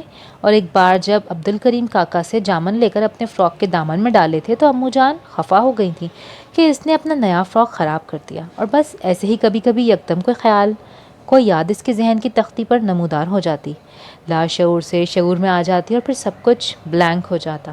اور تب وہ بھی کتنی بڑی تھی، 3 سال کی تھی، پھر بھی اچانک کچھ یاد آ ہی جاتا تھا۔ زہرا نے اسے سارا گھر دکھایا تھا۔ فرسٹ فلور پر 7 بیڈ روم تھے اور 7 بالکنیز، لیکن ان بالکونیوں میں بڑے خوبصورت توازن اور ترتیب سے بنائی گئی تھیں، کوئی ذرا بلند، کوئی ذرا نیچے، اور پھر سب ایک ہی رخ میں نہیں تھیں۔ اور منقش لکڑی کا کام فرسٹ فلور پر بھی گراؤنڈ فلور کی طرح ہی تھا، بلکہ ماسٹر بیڈ روم جو حسن انکل اور آنٹی کا تھا بے حد خوبصورت تھا۔ زہرا نے اسے بتایا تھا کہ اس کے اندر جو لکڑی استعمال کی گئی ہے وہ اپنے اصل رنگ میں ہے اور اس پر کوئی رنگ نہیں کیا گیا۔ وہ گھر بلا شبہ فن تعمیر کا شاہکار تھا اور کسی کے بھی خوابوں کا گھر ہو سکتا تھا، اور جس روز وہ اس گھر میں نہ جا پاتی تو بہت بے چین رہتی تھی۔ اماں جی بابی پھپھو، جن کا نام زبیدہ تھا، اور اپنی سب سے بڑی بیٹی سے ملنے گئی تو زہرا بھی ان کے ساتھ چلی گئی، اور وہ چند روز عروج فاطمہ کے لیے گزارنے مشکل ہو گئے تھے۔ اور وہ کتنی ہی بار عبد الکریم کاکا سے پوچھتی تھی کہ شیر دل چاچا سے پوچھ کر آؤ وہ واپس آئے یا نہیں، اور واپسی پر وہ مری دوبیر الحسن اور انیس الحسن سے مل کر آئے تھے، اور زہرا نے اسے بتایا تھا کہ اس نے انہیں اس کے متعلق بتایا ہے اور وہ دونوں اس سے ملنے کے لیے بہت بے چین ہیں۔ اماں جی اور زہرا ایبٹ آباد سے اس کے لیے گفٹ بھی لائی تھیں، اتنا پیارا کڑھائی والا کرتا اور شیشوں والی جیکٹ۔ اور پھر جب دوبیر الحسن اور انیس الحسن چھٹیوں میں آئے تو دوبیر اس کے لیے اور زہرا کے لیے کھجور کے پتوں سے بنے خوبصورت بیگ لائے تھے، جن پر خوبصورت سینری پینٹ کی گئی تھی، اور دوبیر الحسن اسے بڑے بھیا کی طرح لگے۔ وہ شملہ سے جب چھٹیوں میں گھر آتے تو اس کے لیے کچھ نہ کچھ لے کر آتے تھے۔ دوبیر بھیا بالکل بڑے بھیا کی جیسے لگتے ہیں، اس نے اماں جان کے کان میں سرگوشی کی تھی، جو سرگوشی ہرگز نہیں تھی۔ دبلے پتلے شرارتی آنکھوں والے سانولے سے انیس الحسن نے پوچھا، اور میں کیسا لگتا ہوں؟ بندر۔ وہ شرارتی تو نہیں تھی، لیکن پتہ نہیں کیوں انیس الحسن کو یوں پوچھتے دیکھ کر اسے شرارت سوجھی تھی، اور فوراً ہی اماں جی کے پیچھے چھپ گئی تھی۔ سب کھلکھلا کے ہنس پڑے اور انیس الحسن کا موڈ خراب ہو گیا۔ اور آپ بالکل اس جیسی ہیں، اس نے گلاس وال سے ادھر درختوں پر اچھلتی گلہری کی طرف اشارہ کیا اور بھاگتا ہوا سیڑھیاں چڑھ گیا۔ تو وہ پریشان ہو گئی۔ چھوٹے بھیا ناراض ہو گیا آپی؟ ارے نہیں، انو کبھی کسی سے ناراض نہیں رہ سکتا، اس کی ناراضگی بس ایسی ہی ہوتی ہے، پانی کے بلبلے جیسی۔ اور بالکل ایسا ہی ہوا تھا۔ کچھ دیر بعد ہی اس کی ناراضگی ختم ہو گئی اور اس نے ایک سندل کی لکڑی کا بال پین دیا تھا اسے۔ میں نے تمہارے لیے کوئی گفٹ نہیں خریدا تو یہ تمہارے لیے، لاسٹ سنڈے کو میں نے یہ بال پین خریدا تھا۔ نہیں، گفٹ ضروری تو نہیں، وہ بال پین لینا نہیں چاہتی تھی۔ ضروری ہے، آپ ہی کہتی ہیں گفٹ دینے سے محبت بڑھتی ہے، اور انہوں نے ہی کہا تھا کہ تم ان کی بہن ہو، اسی لیے ہم تمہارے لیے کوئی گفٹ ضرور لے کر آئیں۔ لیکن میں نے اپنے سارے روپے خرچ کر دیے تھے نا۔ اس نے زبردستی بال پین اسے دے دیا۔ آغا جان کہتے ہیں فضول خرچی اچھی عادت نہیں ہوتی، وہ مدبر بنی اسے سمجھا رہی تھی۔ میں فضول خرچ نہیں ہوں، وہ فوراً ہی ناراض ہو جاتا تھا۔ وہ تو میں نے اپنے اسکول کے پین کو دے دیے تھے، ان کا بیٹا بیمار تھا اور ابھی انہیں تنخواہ نہیں ملی۔ اور اس روز عروج فاطمہ کے دل میں انیس الحسن کا خط بہت بڑھ گیا تھا۔ وہ کتنا اچھا تھا اور ایک بڑی مامی تھی۔ مالی بابا نے کتنی منتیں کی تھیں کہ وہ ان کی تنخواہ میں سے کچھ روپے دے دیں کہ انہیں سخت ضرورت ہے، اور انہوں نے صاف منع کر دیا۔ اور جب آغا جان کو پتہ لگا تو انہوں نے مالی بابا کی مدد تو کر دی، اور انیس الحسن بھی آغا جان کی طرح ہیں، بالکل ہمدرد اور شفیق۔ اس کی انیس الحسن سے دوستی ہو گئی، اور پھر جتنے دن بھی وہ حسن پیلس میں رہا اس نے کبھی اسے ناراض نہیں کیا۔ اس نے اسے اپنے کمرے میں لے جا کر اپنے کھلونے دکھائے اور بڑی فراخ دلی سے آفر کی کہ وہ جو کھلونا لینا چاہے لے لے۔ اس کے کمرے کی بالکنی میں کھڑے ہو کر اس نے آغا منزل کے اس کمرے کی بالکنی کو دیکھا جو بعد میں اس کا کمرہ بنا تھا، اور جس کی ریلنگ کو موتی اور بوگن ویلیا کی بیلوں نے ڈھک دیا تھا، اور جس کے دروازوں اور کھڑکیوں پر رنگین شیشے تھے۔ میں آغا جان سے کہوں گی کہ وہ کمرہ مجھے دے دیں، اور پھر میں بالکنی میں کھڑے ہو کے آپ سے باتیں کروں گی، اور نیچے سے گزرنے والے کسی شخص نے ہمیں باتیں کرتے سنا تو وہ کیا کہیں گے کہ ہم جاہل اور جنگلی ہیں۔ مہذب لوگ بلند آواز میں نہیں بولتے، ہمیں ہماری سسٹر جوائے نے بتایا ہے۔ انیس الحسن کو اس کا آئیڈیا بالکل پسند نہیں آیا تھا۔ ٹھیک ہے، بس ایسے ہی دیکھ لیا کریں گے، آپ جب مری سے آؤ گے اور بالکنی میں کھڑے ہوگے تو میں دیکھ لیا کروں گی کہ آپ آ گئے ہو۔ وہ فوراً اس کی بات مان لیا کرتی تھی، اور اس کی بات ماننا اسے اچھا لگتا تھا۔ اور اس روز اس نے آغا جان سے کہا کہ وہ اس کے لیے اوپر والے کمرے کو سیٹ کر دیں۔ میرا جی چاہتا ہے کہ میرا اپنا الگ کمرہ ہو، اور مجھے وہ کمرہ اچھا لگتا ہے کہ اس کے بالکل سامنے بالکنی ہے اور وہاں موتیے کی بیلیں اوپر تک آتی ہیں۔ اور آغا جان کی آنکھیں بھیگ گئی تھیں۔ سکینہ شادی سے پہلے اسی کمرے میں رہتی تھی، اور موتیا کی اور بوگن ویلیا کی بیل اسی نے لگوائی تھی۔ جب تم تھوڑی اور بڑی ہو جاؤ گی اور تمہیں اکیلے میں ڈر نہیں لگے گا تو تم اپنے کمرے میں چلی جانا اور اپنی مرضی سے سیٹ کرنا، آج سے وہ تمہارا کمرہ ہے۔ اور جب وہ 13 سال کی ہوئی تو آغا جان نے اپنا وعدہ پورا کیا اور اس کی پسند سے فرنیچر، پردے اور قالین خرید لیا۔ اور دونوں ممانیاں سارا دن بولتی رہتی تھیں کہ پرانے پردے اور قالین کیا کاٹتے تھے عروج فاطمہ کو، لیکن آغا جان ان کی باتوں کی پرواہ کم ہی کیا کرتے تھے۔ یہ 1957 تھا، اور انہی دنوں جب وہ اپنے کمرے میں شفٹ ہوئی ایک روز حیدر سلطان آ گئے۔ وکیل ضیاء الدین انہیں لے کر آئے تھے۔ اندر کو دھسی ہوئی آنکھیں، پیلی رنگت، بے حد کمزور اور کچھ بیمار سے حیدر سلطان کو 13 سالہ عروج فاطمہ حیرت سے دیکھتی تھی۔ اس کے ذہن میں کوئی نام نہیں آتا تھا، اور عبدالکریم کاکا نے اسے بتایا کہ یہ اس کے چاچو آئے ہیں۔ وہ لاؤنج کے دروازے سے انہیں دیکھتی رہی۔ ضیاء الدین آغا جان سے کچھ کہہ رہے تھے اور حیدر سلطان یکدم ہی بڑے ابا کہہ کر اس سے لپٹ کر دھاڑے مار مار کے رونے لگے، ان سب کا نام لے لے کر جنہیں خاک میں ملے 10 برس ہو چکے تھے۔ آقا جان بھی کتنی ہی دیر تک انہیں لپٹائے روتے رہے تھے۔ تب وکیل صاحب نے انہیں الگ کیا اور پاس کھڑے عبدالکریم آنسو پوچھتے ہوئے پانی لے کر آئے۔ وکیل ضیاء الدین نے آغا فرحان علی کو بتایا تھا 3 سال پہلے مدن میاں دہلی ان کے دفتر میں آئے تھے اور انہیں بتایا کہ حیدر سلطان ادھر جیل میں پچھلے 7 سالوں سے بند ہیں، فسادات میں کہیں کسی نے جیل میں ڈال دیا تھا۔ 3 سال پہلے مدن میاں کو خبر ہوئی، تب سے وہ اپنی سی کوشش کر رہے تھے، لیکن سنوائی ہی نہیں ہوتی تھی۔ تب وہ کہیں سے میرا پتہ لے کر آئے اور بڑے صاحب کا حوالہ دے کر حیدر سلطان کی رہائی کے لیے مدد طلب کی، اور مجھے بھی 3 سال لگ گئے۔ ہر ممکن کوشش کی، چند ماہ پہلے ہی رہائی ہوئی ہے، لیکن حیدر سلطان کی حالت بہت خراب تھی۔ بخار مسلسل رہتا تھا، ناکافی اور خراب غذا نے کمزور کر دیا تھا۔ بہرحال علاج اور خوراک سے اب صحت بہتر ہونے لگی ہے، تاہم اب بھی انہیں اچھی خوراک کی ضرورت ہے۔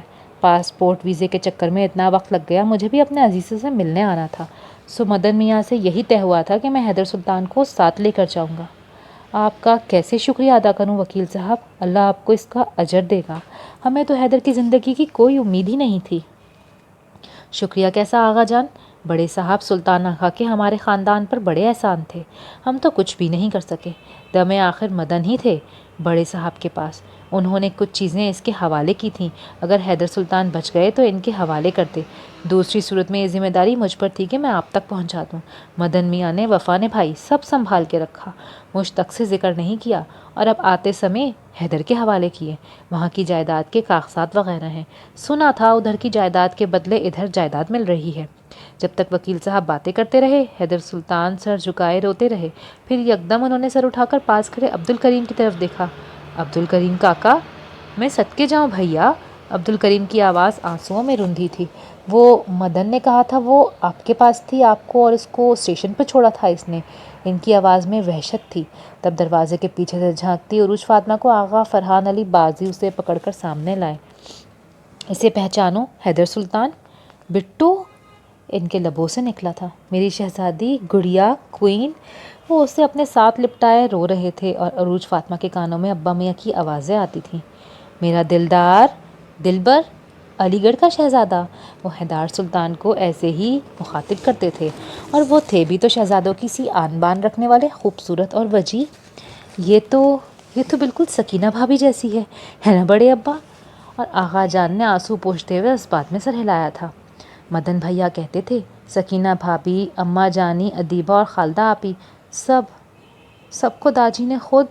وہ پھر رونے لگ گئے۔ ہاں، اللہ کا شکر ہے عزتیں بچ گئیں، ورنہ۔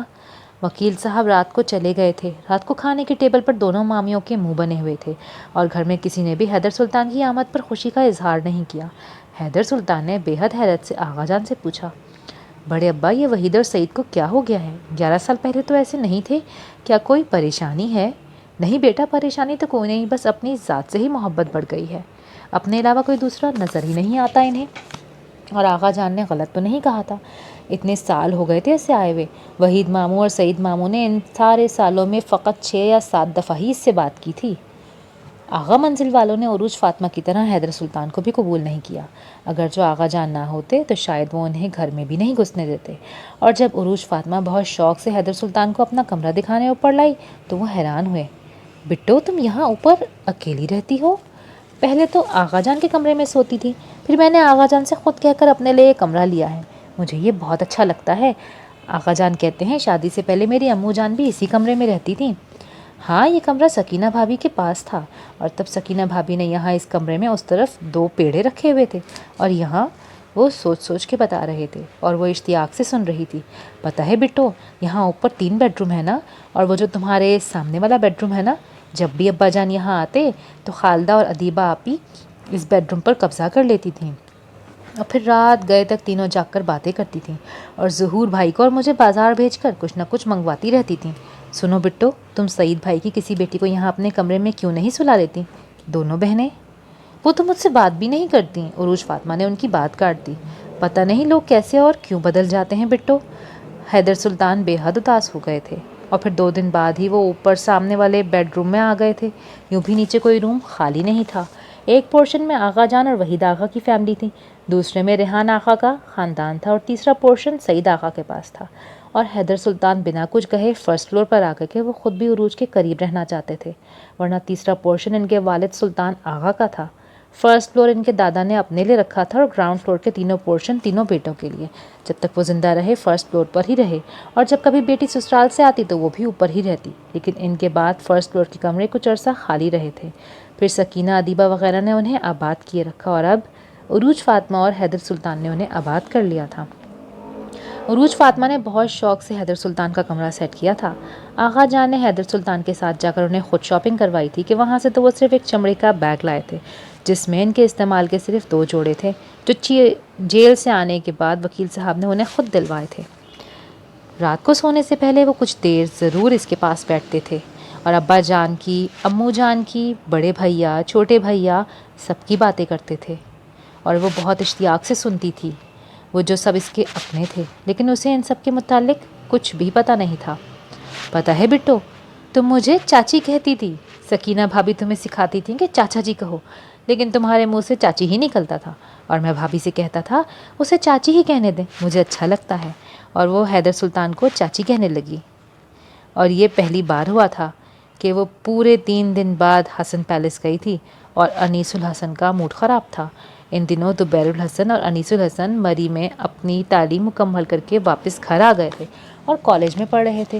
انیس الحسن FSC میں تھے اور بچپن کی طرح اب بھی عروج فاطمہ ہر روز ہی حسن پیلس جایا کرتی تھی اور فرسٹ فلور کی بالکونیوں میں جا کر جھانکنا اسے اچھا لگتا تھا۔ میں 2 دن سے تمہارا انتظار کر رہا تھا۔ جب وہ زہرا سے ملنے اوپر آئی تو وہ انتہائی خراب موڈ کے ساتھ انیس الحسن نے اس سے ناراضگی کا اظہار کیا۔ میرے چاچی آئے ہوئے تھے پورے 10 سال بعد، اس نے تفصیل بتائی تو انیس الحسن کا موڈ ٹھیک ہوا۔ اور آپ میرا انتظار کیوں کر رہے تھے؟ اس نے پوچھا۔ اس لیے کہ تم روز آتی ہو نا، نہیں آئی تو؟ وہ جھلایا تھا اور زہرا حسن نے بہت غور سے اس کی جھلاہٹ کو دیکھا تھا اور ایک مبہم سی مسکراہٹ اس کے لبوں پر آ کر معدوم ہو گئی تھی۔ تو آپ آ جاتے نا پتہ کرنے کے لیے؟ آ جاتا۔ پھر وہ جو تمہاری کزنز ہیں نا، شہانہ سہانہ، انہوں نے مجھے گھر میں گھسنے ہی نہیں دینا تھا، مغرور لڑکیاں۔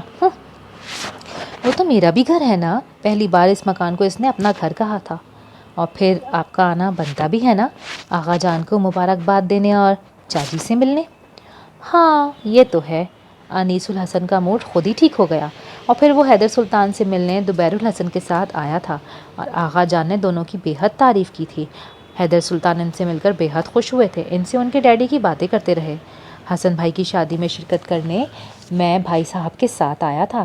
بھائی صاحب اور حسن بھائی کی بہت دوستی تھی، وہ انہیں بتاتے رہے اور انیس الحسن نے عروج فاطمہ سے کہا، تمہارے چاچی نے بہت دکھ اٹھائے ہیں، اتنے بہت سارے پیاروں کی دائمی جدائی برداشت کرنا آسان نہیں ہوتا عروج فاطمہ، تم ان کا بہت خیال رکھا کرو۔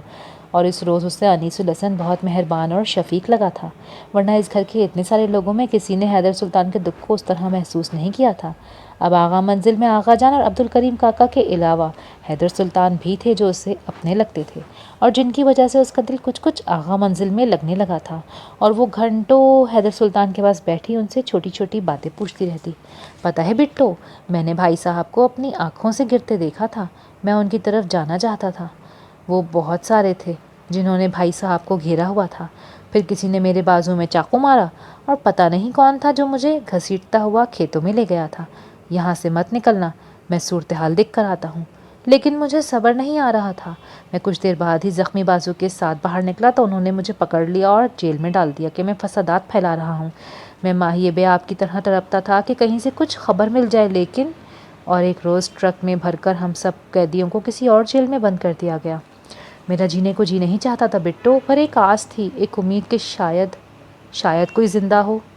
پھر ایک روز مدن بھیا مجھے ڈھونڈتے ہوئے آ گئے اور وہ رات کیسے کانٹوں پر بسر کی تھی میں نے، ایک ایک چہرہ آنکھوں کے آگے آتا تھا اور سوچتا تھا میں اب جی کر کیا کروں گا۔ پھر تمہارا خیال آیا، مدن بھیا نے بتایا کہ انہوں نے تمہیں عبد الکریم کاکا کے حوالے کیا تھا، اور کیا خبر تم اپنوں کے پاس پہنچ گئی ہو، تمہیں ایک نظر دیکھنے کی امید نے زندہ رکھا مجھے۔ پر یہ کیسے اپنے ہیں بٹو، غیروں سے بھی زیادہ بیگانے؟ ان کی آواز بار بار بھر آ جاتی تو وہ ادھر ادھر کی باتیں کر کے ان کا دل بہلاتی۔ وہ پھر سے ابا میاں امو جان اور سب کی باتیں کرنے لگتے تھے۔ وہ بڑی سی حویلی جہاں سب رہتے تھے اور جہاں محبتوں کا ایک جہان آباد تھا، حیدر سلطانوں سے اس ماضی میں لے جاتے جو اس کے ذہن میں دھندلا دھندلا سا تھا، یا شاید تھا ہی نہیں، اور حال تھا جس میں آغا منزل اور حسن منزل کے مکین تھے، اور وہ تھی آغا منزل میں آغا جان، عبد الکریم کاکا اور حیدر سلطان کے سوا کوئی بھی اپنا نہیں لگتا تھا، جبکہ حسن پیلس کا ہر فرد اپنوں سے بڑھ کر تھا، چاہے وہ شیر دل چاچا اور بوا جی ہوں یا اماں جی اور زہرا آپی ہوں۔ زہرا آپی اور اماں جی سے ہر بات بے تکلفی سے کرنے کے باوجود وہ آغا منزل کے مکینوں کی بیگانگی کے زخم انہیں نہیں دکھا سکتی تھی کہ اس میں اس کی اپنی سبکی تھی، اور اس نے آغا جان سے بھی کبھی دل کی بات نہیں کی تھی۔ ہاں، آغا جان خود دیکھتے محسوس کرتے تھے، لیکن اب حیدر سلطان آ گئے تھے، اس کے چاجی، آغا منزل کے سارے اپنوں میں سے سب سے زیادہ اپنے، اور وہ دل کی ہر وہ بات جو کسی سے نہیں کر سکتی تھی ان سے کرنے لگی تھی۔ وہ بھی تو اپنے دل کو کھول کر اس کے سامنے رکھ دیتے تھے نا۔ بعض اوقات ان کی باتیں اسے بہت مشکل اور گنجلک لگتی تھیں، پھر بھی وہ بہت دھیان سے سنتی تھی۔ اس کا زیادہ وقت اس کے ساتھ ہی گزرتا تھا۔ وہ اسکول سے آتی تو وہ بھی اس کے کمرے میں آ جاتے، وہ پڑھ رہی ہوتی تو وہ ایک کونے میں کرسی رکھ کر بیٹھ کر اسے دیکھتے رہتے، وقفے وقفے سے کوئی بات یاد آتی تو اسے مخاطب کر لیتے، ورنہ اخبار یا کوئی کتاب پڑھتے رہتے، اور وہ بھی ان کے چھوٹے چھوٹے کام بہت شوق سے کرتی تھی۔ پھر انہوں نے اسے پڑھانا شروع کر دیا۔ وہ تو آغا جان سے بھی اچھا پڑھاتے تھے۔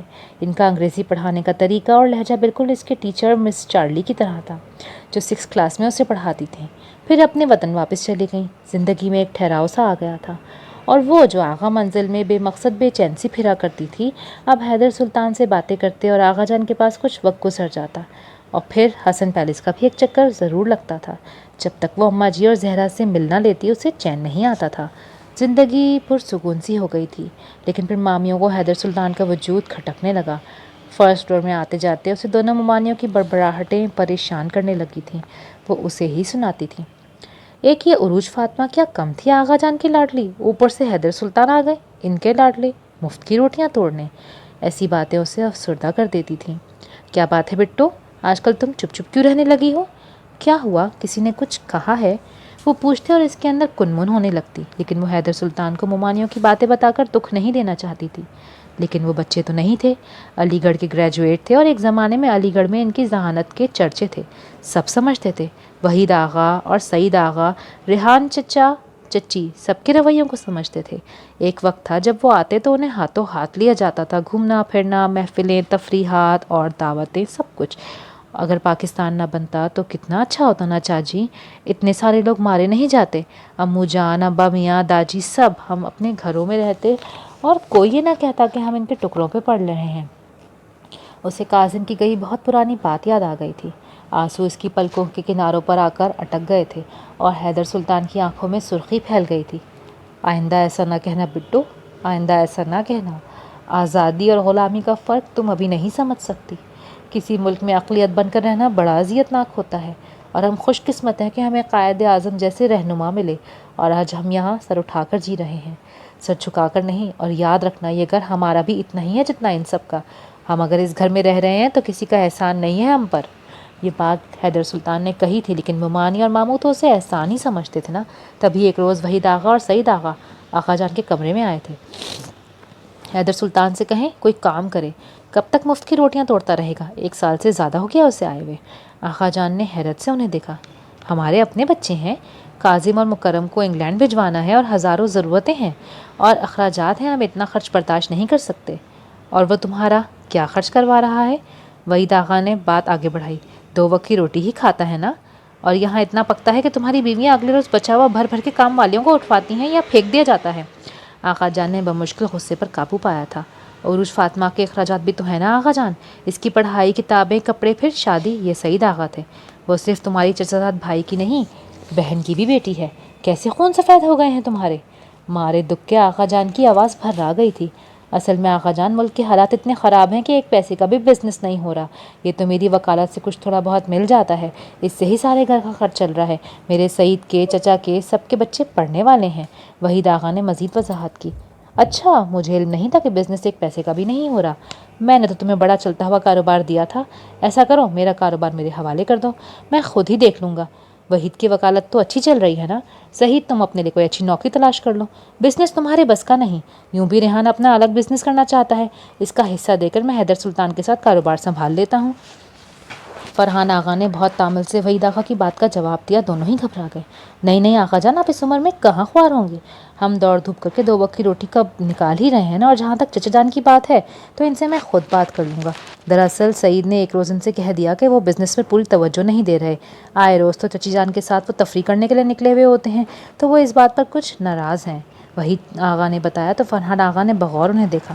بہرحال حیدر سلطان، عروج فاطمہ، عبدالکریم چچا اور ہم چاروں کا کھانا کل ملا کر کل سے الگ پکے گا، اور ہر ماہ تم مجھے منافع میں سے تیسرا حصہ دو گے، کیونکہ یہ کاروبار والد صاحب کا تھا اور اس میں ہم تینوں بھائیوں کا برابر حصہ تھا۔ جب تک کاروبار میرے پاس رہا، ہر سال میں سلطان کو اس کے حصے کا وہ منافع جو ایک سلیپنگ پارٹنر کا ہوتا ہے بھجوا دیتا تھا۔ تحریک آزادی کی وجہ سے اور جنگ عظیم کے بعد کچھ حالات خراب ہوئے تھے، تو سلطان نے خود ہی مجھے منع کر دیا تھا۔ پھر سلطان نہ رہا، اور لیکن اب حیدر سلطان ہے، عروج فاطمہ ہے، ان کے اخراجات ہیں۔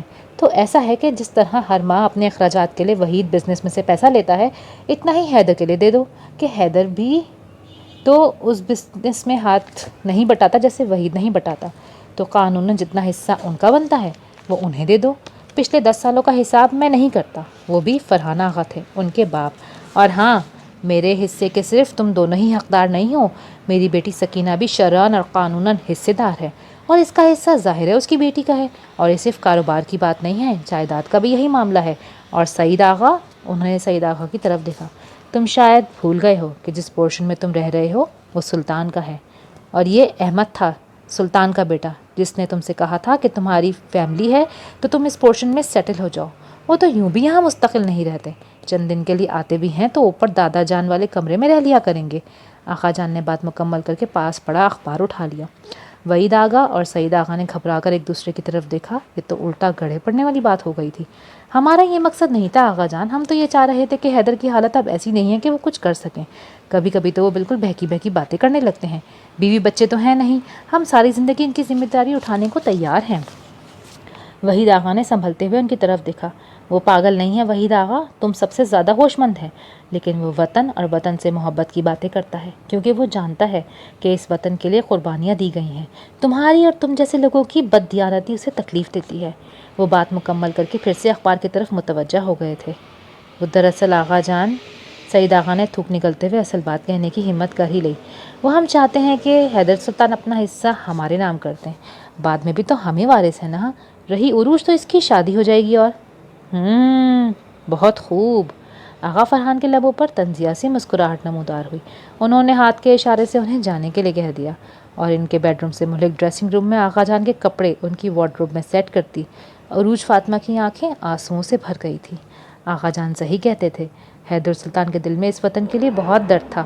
ابھی کل ہی تو جب وہ مارکیٹ سے اس کے لیے چاکلیٹ لے کر آئے تھے، چاکلیٹ دیتے ہوئے اس سے پوچھ رہے تھے، یہ کیسے لوگ ہیں بٹو، اور کیسا پاکستان ہے؟ یہاں لوگ پاکستانی نہیں ہیں، یہ مہاجر، پنجابی اور سندھی ہیں۔ دکاندار مجھ سے پوچھتا ہے، تم مہاجر ہو؟ کہاں سے آئے ہو؟ یہ پاکستان تو ویسا ہے ہی نہیں جس کا ہم نے خواب دیکھا تھا۔ یہ قائد اعظم کا پاکستان ہے، پر ویسا نہیں ہے۔ یہ سب خود کو پاکستانی کیوں نہیں کہتے بٹو؟ ان کی آنکھیں نم ہو گئی تھیں۔ کل مجھے رمضان ملا تھا، وہی رمضان جو اپنے چھکڑے پر ہماری سبزیاں لاد کر منڈی لے جاتا تھا اور ایک پھیرے کا 1 آنا لیتا تھا، یا روپیہ، ٹھیک سے یاد نہیں، لیکن اب تو اتنی بڑی گاڑی سے اتر رہا تھا، مجھے دیکھ کر شرمندہ سا ہو گیا۔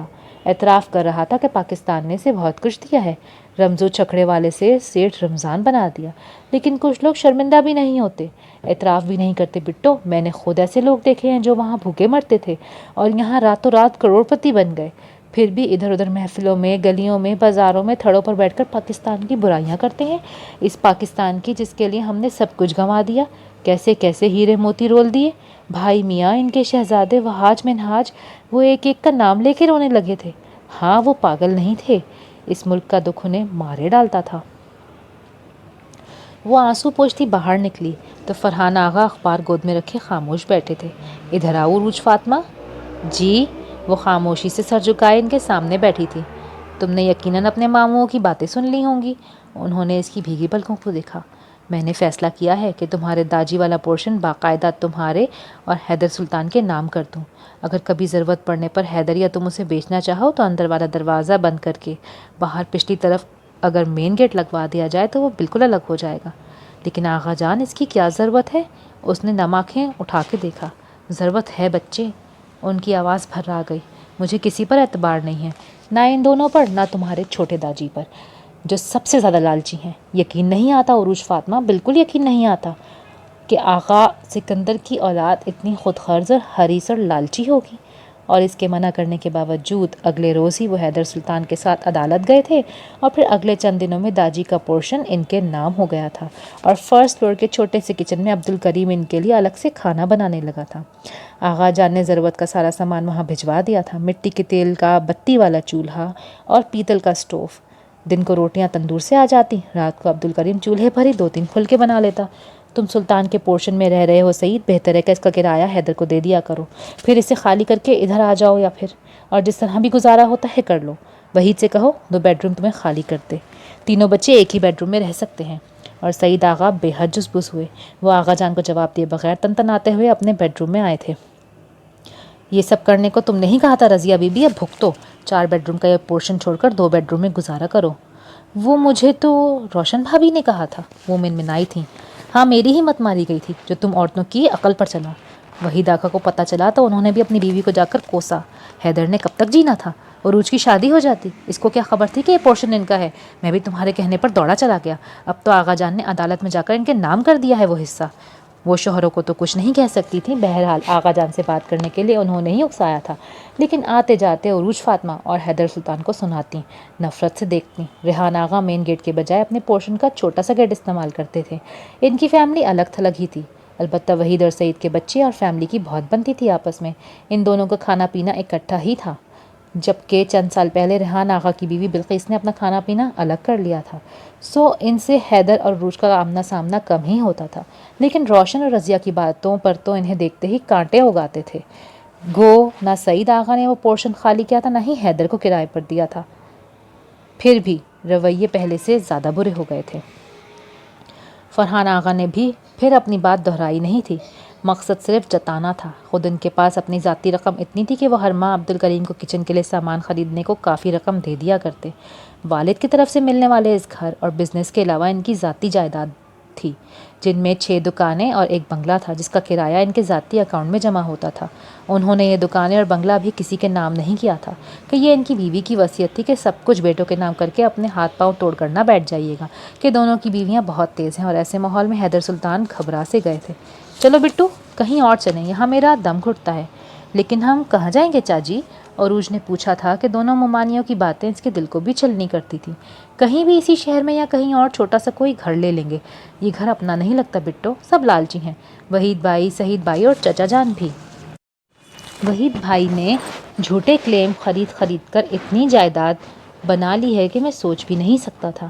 مجھے ان کے منشی نے بتایا ہے کہ بیچارے لوگ اپنی وہاں چھوڑی ہوئی جائیداد کے کاغذات لے کر ان کے پاس کیس کے لیے آتے، تو یہ کیس جیت کر اونے پونے کلیم ان سے خرید لیتے ہیں کہ بھائی جگہ تو مل گئی ہے، لیکن قبضہ لینے کے لیے کہاں خوار ہوتے پھرو گے، اور ہمارے سامنے یہ شو کرتے ہیں کہ بمشکل گزارا ہو رہا ہے، اور ان کی بیویاں یہ لمبی لمبی گاڑیوں میں بیٹھ کر شاپنگ کرتی ہیں اور لان میں بیٹھ کر فیشن میگزین پڑھتے ہوئے پاکستان کی برائیاں کرتی ہیں، میرے پاکستان کی۔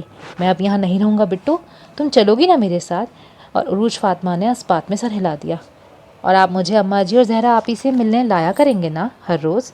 حیدر سلطان نے اس کے سر پہ ہاتھ رکھا تھا اور پھر الماری کھول کر کپڑوں کا ایک تھیلا نکالا اور پھر اسے کھول کر عروج فاطمہ کی چارپائی پر الٹ دیا، اور عروج فاطمہ نے حیرت سے سونے کے زیورات اور کاغذات کو دیکھا۔ یہ مدن بھیا کو ابا جان نے دیا تھا کہ اگر میں بچ گیا تو مجھے دے دے، اور مدن بھیا نے 10 سال تک اس امانت کو سنبھال کے رکھا اور پھر میرے حوالے کر دیا۔ انہوں نے سب کچھ سمیٹ کر واپس تھیلے میں رکھ کر الماری میں بند کر دیا۔ میں کل کسی وکیل سے ملوں گا، بلکہ ضیاء انکل نے مجھے اپنے ایک وکیل دوست کا پتہ دیا تھا کہ اگر کبھی کوئی مشکل پیش آئے تو ان کے پاس چلا جاؤں۔ انہوں نے مجھ سے کہا تھا کہ اپنی یہاں والی حویلی کے بدلے، لیکن بٹو میرا دل نہیں مانتا تھا۔ بھلا ہماری اس حویلی کا کوئی بدل ہو سکتا ہے کیا؟ ویسے باغات ہیں یہاں؟ میں نے سوچا تھا کبھی بھی میں کلیم میں کچھ نہیں لوں گا، لیکن اب ہاں۔ اور وہ پھر اٹھ کر نیچے آغا جان کے پاس چلے گئے تھے۔ آغا جان نے بڑی خاموشی سے ان کی بات سنی تھی۔ اپنی وہاں کی جائیداد کا اگر کوئی ثبوت ہے تو تم ضرور کلیم کرو، لیکن میں تمہیں وحید کے پاس جانے کا مشورہ نہیں دوں گا۔ حیدر میں نہیں جانتا کہ ان کے دلوں میں کب لالچ بھرا، لیکن وہ حریص اور لالچی ہو گئے ہیں۔ شروع میں تو لوگوں نے وہاں کی پراپرٹی کے بدلے یہاں گھر اور زمینیں لیں، لیکن اب اتنے سالوں بعد مجھے علم نہیں کہ ایسا کچھ سلسلہ اب بھی ہے یا نہیں۔ یہ تم کسی اچھے وکیل سے مل کر پوچھ لو، لیکن حیدر بچے، جب تک میں ہوں تم اور عروج یہاں ہی رہو میری آنکھوں کے سامنے، اور اپنی بھابھیوں کی باتوں کی پرواہ نہ کرو، میں ہوں نا۔ اور حیدر سلطان خاموش ہو گئے تھے، لیکن انہوں نے کسی وکیل سے بات بھی کر لی اور اس نے امید بھی دلائی تھی۔ ان دنوں حیدر سلطان صبح گھر سے نکلتے اور شام دیر سے واپس آتے۔ انہیں ایک سرکاری دفتر میں ہیڈ کلرک کی ملازمت بھی مل گئی تھی کہ داجی نے جو تھیلا مدن کو دیا تھا اس میں ان کی تعلیمی ڈگریاں بھی تھیں۔ تاہم ضیاء صاحب کے دوست وکیل نے کسی سے کہہ کر انہیں یہ نوکری دلوا دی تھی، اور انہوں نے کچھ گولڈ، جن میں پونڈ اور 5 تولے کے بسکٹ تھے، فروخت کر کے اچھی خاصی بڑی کوٹھی 50,000 میں خرید لی تھی۔ فرحان آغا خوش ہوئے تھے۔ اب شادی بھی کر لو بیٹا۔ میں کیا کروں گا اب شادی کر کے؟ ان کی آنکھوں کے سامنے نصحت آ گئی تھی۔ علی گڑھ میں سعید احمد علی عربی کے ماسٹر کی بیٹی، گو کوئی عہد و پیمان تو نہیں تھے، پھر بھی وہ سوچتے تھے کہ جب بھی گھر میں ان کی شادی کی بات چلی وہ نصحت آرا کا نام لیں گے۔ اب کیا تم بوڑھے ہو گئے ہو حیدر؟ میں تمہاری چچی سے کہوں گا تمہارے لیے کوئی لڑکی دیکھے، عروج کو بھی ساتھ مل جائے گا، دن بھر اکیلی رہتی ہے، اس عمر میں لڑکیوں کو ماں کی ضرورت ہوتی ہے۔ عروج فاطمہ نے انٹر کا امتحان دے رکھا تھا اور اب رزلٹ کی انتظار کر رہی تھی۔ اب کہاں ہے وہ؟ اوپر تو نہیں تھی۔ زہرا کے ساتھ بازار گئی ہے، اس کی شادی ہے نا تو زیادہ وقت ادھر ہی گزارتی ہے۔ یہ اچھا ہے بڑے ابا، میں بھی آج کل ذرا لیٹ آتا ہوں، کل جلدی آؤں گا تو اسے شاپنگ کے لیے لے جاؤں گا۔ مجھے کل تنخواہ بھی ملے گی اور اسے شادی کے لیے کپڑے وغیرہ چاہیے ہوں گے نا۔ لیکن حیدر بیٹے، وہ بتا رہی تھی کہ ہر فنکشن کے لیے اماں جی نے اس کے کپڑے بنوا دیے ہیں، اور تم اس طرح کرنا، اسے ساتھ لے جا کر زہرا کو دینے کے لیے گفٹ لے لینا۔ پیسے میں نے اسے دے دیے ہیں۔ پیسے تو تھے میرے پاس آغا جان۔ خیروں والی باتیں مت کرو حیدر، اگر وہ تمہاری بھتیجی ہے تو میری نواسی ہے۔ آغا جان افسردہ ہو گئے تھے۔ حیدر سلطان خاموش ہو گئے اور اسی شام وہ عروج فاطمہ کو لے کر بازار گئے، اور عروج نے زہرا کے لیے ایک ساڑی اور جاپانی ٹی سیٹ خریدا تھا۔ میوزک والے ٹی سیٹ نئے نئے مارکیٹ میں آئے تھے۔ زہرا کو اس کا گفٹ بہت پسند آیا تھا۔ زہرا آپ ہی اس ٹی سیٹ کو ضرور استعمال کیجیے گا، اور جب آپ چائے پئیں گی تو میں آپ کو یاد آ جاؤں گی۔ پگلی، مجھے تم بھولو گی ہی کب؟ تم مجھے خط لکھا کرنا، میں بھی لکھوں گی، ایسے ہی خط جیسے آپ انیس الحسن کو لکھتی ہیں۔ عروج فاطمہ کی آنکھیں کسی یاد سے چمک اٹھی تھیں۔ جن دنوں انیس الحسن کاکول میں تھا تو زہرا ہر روز اسے ایک خط لکھتی تھی، اور ساتھ میں عروج فاطمہ بھی لقمے دیتی رہتی، اور انیس الحسن بھی لمبے لمبے خط لکھتا تھا، وہاں کی ساری تفصیل، جو شرارتیں ہوتی، جو سزا ملتی، سب۔ اور انیس بھی ہر خط میں اس کے لیے بھی بہت ساری باتیں لکھتا تھا۔ ہاں، ایسے ہی خط، ہر بات لکھنا، شیر دل چاچا، بوا، آغا جان، چچی، سب کے متعلق بتانا، اور وہ ساری باتیں بھی جو ہم ہر روز کرتے ہیں، مس سندل کی، چینی میم کی۔ عروج نے سر ہلایا، لیکن اس کی آنکھوں میں آنسو آ گئے۔ میں آپ کو بہت مس کروں گی زہرا آپی۔ اور میں بھی، زہرا کا ضبط جواب دے گیا تھا، اور اس کی آنکھوں سے جھرجھر آنسو بہنے لگے تھے۔ ارے، یہاں تو بڑا سیڈ سین چل رہا ہے۔ انیس الحسن دبے پاؤں اندر آیا، اور زہرا کے آنسو اور زیادہ روانی سے بہنے لگے۔ ارے میری آپی جان! انیس الحسن نے اس کے پاس بیٹھتے ہوئے ان کے گرد اپنے بازو حمائل کر لیے، اور زہرا آپی کو اپنے ساتھ لگاتے ہوئے مدھم مدھم لہجے میں ان کے کانوں میں سرگوشیاں کرنے لگا، جبکہ خود اس کے پلکوں پر ستارے جگمگا اٹھے تھے۔ زہرا کے لبوں پر اس کی باتوں سے مسکراہٹ نمودار ہوئی تو انیس الحسن نے نم آنکھوں کے ساتھ عروج کی طرف دیکھا۔ یہ تو بتاؤ عروج فاطمہ، یہ لڑکیاں اپنی شادی پر اوپر اوپر سے اتنے آنسو کیوں بہاتی ہیں، جبکہ دل میں تو لڈو پھوٹ رہے ہوتے ہیں؟ آپ لڑکی نہیں ہو نا، اسی لیے آپ نہیں سمجھ سکتے کہ لڑکیاں کیوں روتی ہیں۔ وہ جس گھر میں پیدا ہوئی ہوتی ہیں، پلتی پڑتی ہیں، بہن بھائیوں ماں باپ سے لاڈ اٹھواتی ہیں، اسے چھوڑ کر جانا بہت مشکل ہوتا ہے۔ زہرا آپی تو اپنے پھپھو کے گھر جا رہی ہیں، پھر دن میں کئی بار پھر بھی روتی ہیں، اور جنہیں بالکل اجنبی گھروں میں جانا پڑتا ہے وہ تو… اس کی آواز بھر آ گئی اور اس سے بات مکمل نہ ہو سکی۔ ارے واہ زہرا آپی، آپ کی بہن تو بہت سمجھدار ہو گئی ہے۔ زہرا کی آنکھیں پھر سے بہنے لگیں اور وہ یکدم کھڑا ہو گیا۔ تم کبھی نہ رونا عروج، یہی سمجھنا تم کسی غیر کے گھر نہیں، اپنے ہی گھر جا رہی ہو۔ اور وہ تیزی سے کمرے سے باہر نکل گیا اور زہرا روتے روتے ہنس پڑی تھی۔ پتہ ہے عروج، میرا بھائی تمہیں بہت چاہتا ہے، اس کے سامنے کبھی مت رونا، تمہارے آنسو اسے تکلیف دیتے ہیں۔ اور زہرا کی بات پر اس نے حیران ہو کر اسے دیکھا تھا، اور زہرا نے اس بات میں سر ہلا دیا۔ اس رات وہ بہت دیر تک جاگتی رہی تھی۔ 18 سالہ عروج فاطمہ کا نوخیز دل اس انوکھے احساس سے آشنا ہو کر عجب سے طریقے سے دھڑک رہا تھا۔ اس کی مسکراتی، جذبے لٹاتی آنکھیں تصور میں بار بار آتیں، اور ایک خوشگوار سا احساس دل کی دھڑکنوں کو کبھی مدھم اور کبھی تیز کر دیتا۔ زہرا کی شادی کے سارے فنکشن یہاں لاہور میں ہی ہوئے تھے کہ بابی پھپھو مہینہ بھر پہلے ہی ایبٹ آباد سے آ گئی تھیں، اور انہوں نے ماڈل ٹاؤن میں ایک بڑی سی کوٹھی کرائے پر لے لی تھی۔ شیمی پھپھو ان کی طرف تھیں تو قدسی پھپھو حسن پیلس کو رونق بخشے ہوئے تھیں، اور عروج بہت خوش تھی۔ سب فنکشن ہی بہت شاندار تھے۔ مایوں، مہندی، گھڑولی، اور ہر فنکشن کی مناسبت سے زہرا نے خود عروج کو تیار کیا تھا، اور اماں جی نے ہر بار اس کی نظر اتاری تھی، اور انیس الحسن کی نظریں سارا وقت اسے اپنے حصار میں لیے رہیں۔ عروج اب تک اپنی زندگی میں اتنی خوش کبھی نہیں ہوئی تھی۔ اس کی سیاہ آنکھوں میں اداسی کے بادلوں کی جگہ خوشیوں کے رنگوں نے پہلی بار جو دمک پیدا کی تھی، انیس الحسن نے ان رنگوں کے دائمی ہونے کی ہر بار جب اس کی نظریں اس کی طرف اٹھیں دعا کی تھی۔ ولیمے والے دن اماں جی نے قدسیہ پھپھو کی بیٹی آمنہ جو دوبیر الحسن کی منگیتر تھی سے کہا تھا کہ وہ اسے تیار کر دے۔ آمنہ نے اس کے گھنے چمکیلے کمر تک آتے سیاہ بال کھلے چھوڑ دیے، اور انیس الحسن کا دل ان سیاہ بالوں میں کہیں الجھ گیا تھا۔ ارے یہ تم ہو عروج فاطمہ؟ اس نے شرارت سے آنکھیں ملی تھیں۔ او نو، کہیں میں خواب تو نہیں دیکھ رہا؟ اس کی لو دیتی آنکھیں عروج فاطمہ کے دل کی دھڑکنیں بے ترتیب کر دیتی تھیں اور اس کی پلکیں اوپر اٹھتی ہی نہیں تھیں، حالانکہ کتنا دل چاہ رہا تھا کہ وہ بھی نظر بھر کے انیس الحسن کو دیکھ لے کہ آج سبھی کہہ رہے تھے کہ انیس الحسن تو کسی مملکت کا شہزادہ لگ رہا ہے۔ اس کے رخساروں پر بار بار شفق امڑ آتی اور جھکی پلکیں لرزنے لگتیں۔ کچھ دیر وہ یوں ہی اسے اپنی پرحدت نظروں سے دیکھتا کنفیوز کرتا رہا، پھر مدھم سا مسکرا دیا۔ عروج فاطمہ، آج میرا دل تمہاری ان گھنگھور گھٹاؤں جیسی زلفوں میں اٹک گیا ہے، دیکھو اسے سنبھال کے رکھنا۔ وہ آرمی میں لیفٹیننٹ تھا، بولڈ، نڈر اور بے باک، وہ ایسا کہہ سکتا تھا، لیکن وہ عروج فاطمہ تھی، تبو اور خاموش سی۔ اس کا سر مزید جھک گیا اور پلکوں کی لرزش بڑھ گئی تھی۔ بولو، سنبھال کر رکھو گی نا اسے، انیس کی جان؟ وہ محظوظ سا اس کے چہرے پر پھیلتے رنگوں اور پلکوں کو، لرزش کو دیکھ رہا تھا۔ وہ کیا بولتی، اس سے تو اس کے کہے گئے لفظوں کا بوجھ ہی نہیں اٹھ رہا تھا۔ اسپات میں سر ہلاتے ہوئے وہ تیزی سے اماں جی کے کمرے کی طرف بڑھ گئی تھی کہ اسے اماں جی کے ساتھ ہی آرمی کلب جانا تھا، جہاں ولیمے کی تقریب منعقد کی جا رہی تھی، اور وہاں بھی انیس الحسن کی نظریں اسے کھوجتی رہی تھیں۔ اور اپنی ٹیبل پر بیٹھی سعید آقا کی بیٹیوں شہانہ، سہانہ، شینا اور سونیا نے کتنی ہی بار انیس الحسن کو ادھر ادھر جاتے دیکھا تھا۔ فوجی کٹ بالوں، تیکھے نقوش اور خوشنما آنکھوں والا انیس الحسن جیسے ان کے دل کو مٹھی میں لے لیتا، لیکن انیس الحسن کی نظریں جس طرف اٹھتی تھیں وہ عروج فاطمہ تھی۔ اللہ سونیا، یہ عروج فاطمہ کو تو دیکھو نا، کتنی پیاری لگ رہی ہے، کتنی کالی کلوٹی تھی بچپن میں، یاد ہے نا کاظم اسے؟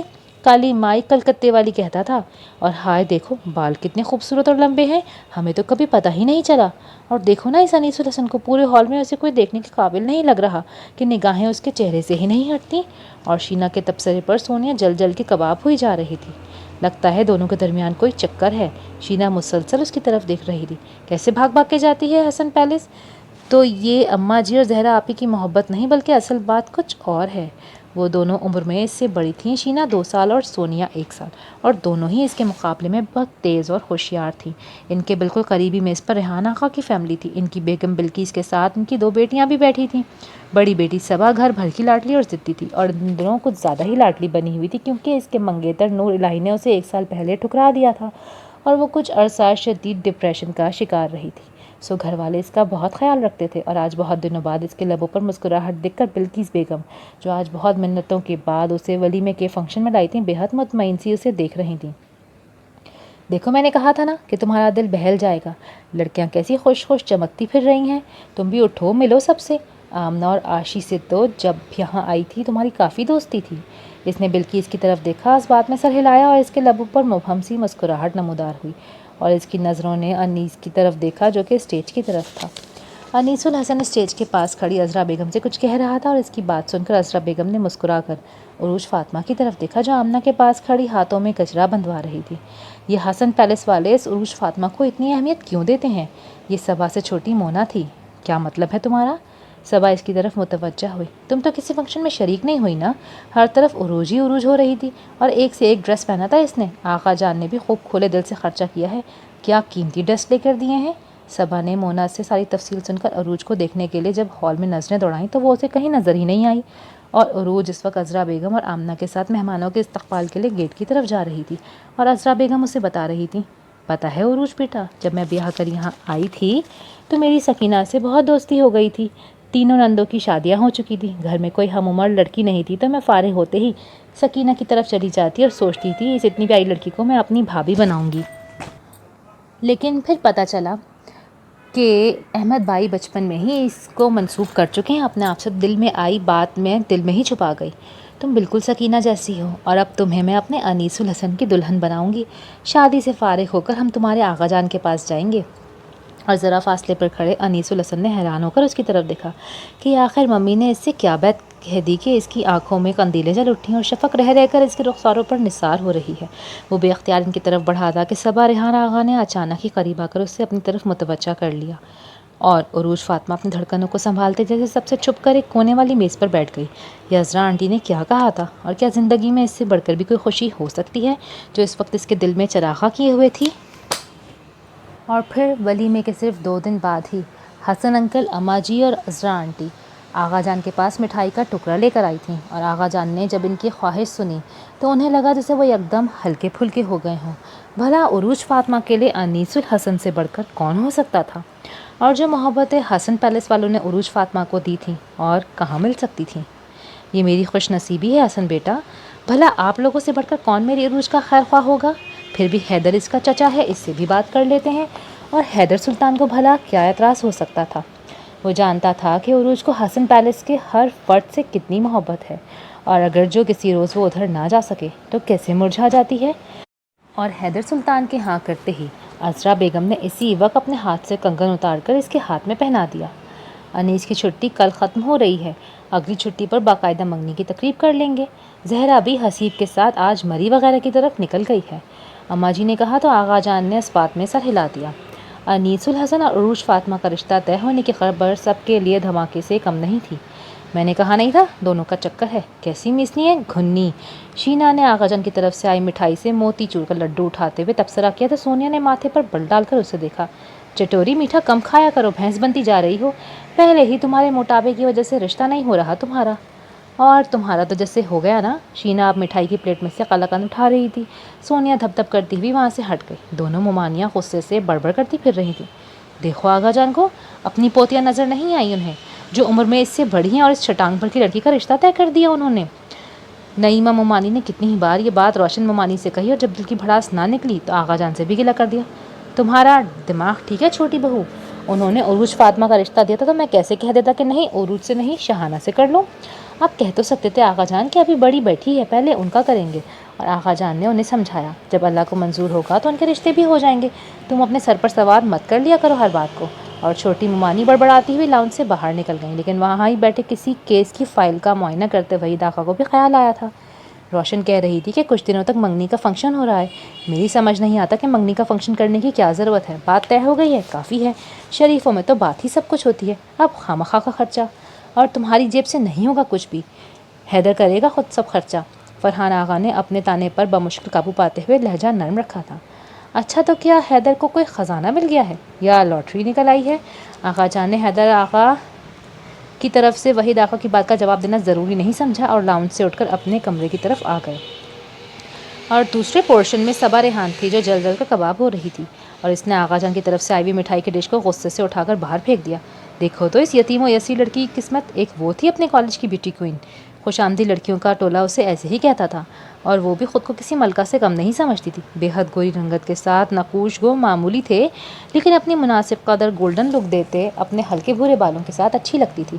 لیکن نور الہی نے نہ صرف اس کی محبت کو ٹھکرا دیا بلکہ وہ 2 سال پرانی منگنی بھی توڑ کر چلا گیا۔ وہ تو سمینہ سہگل تھی، ایک صنعت کار کی بیٹی، اس کی دولت نور الہی کی آنکھیں چکت چوند کرتی تھی، لیکن یہ کیا تھی؟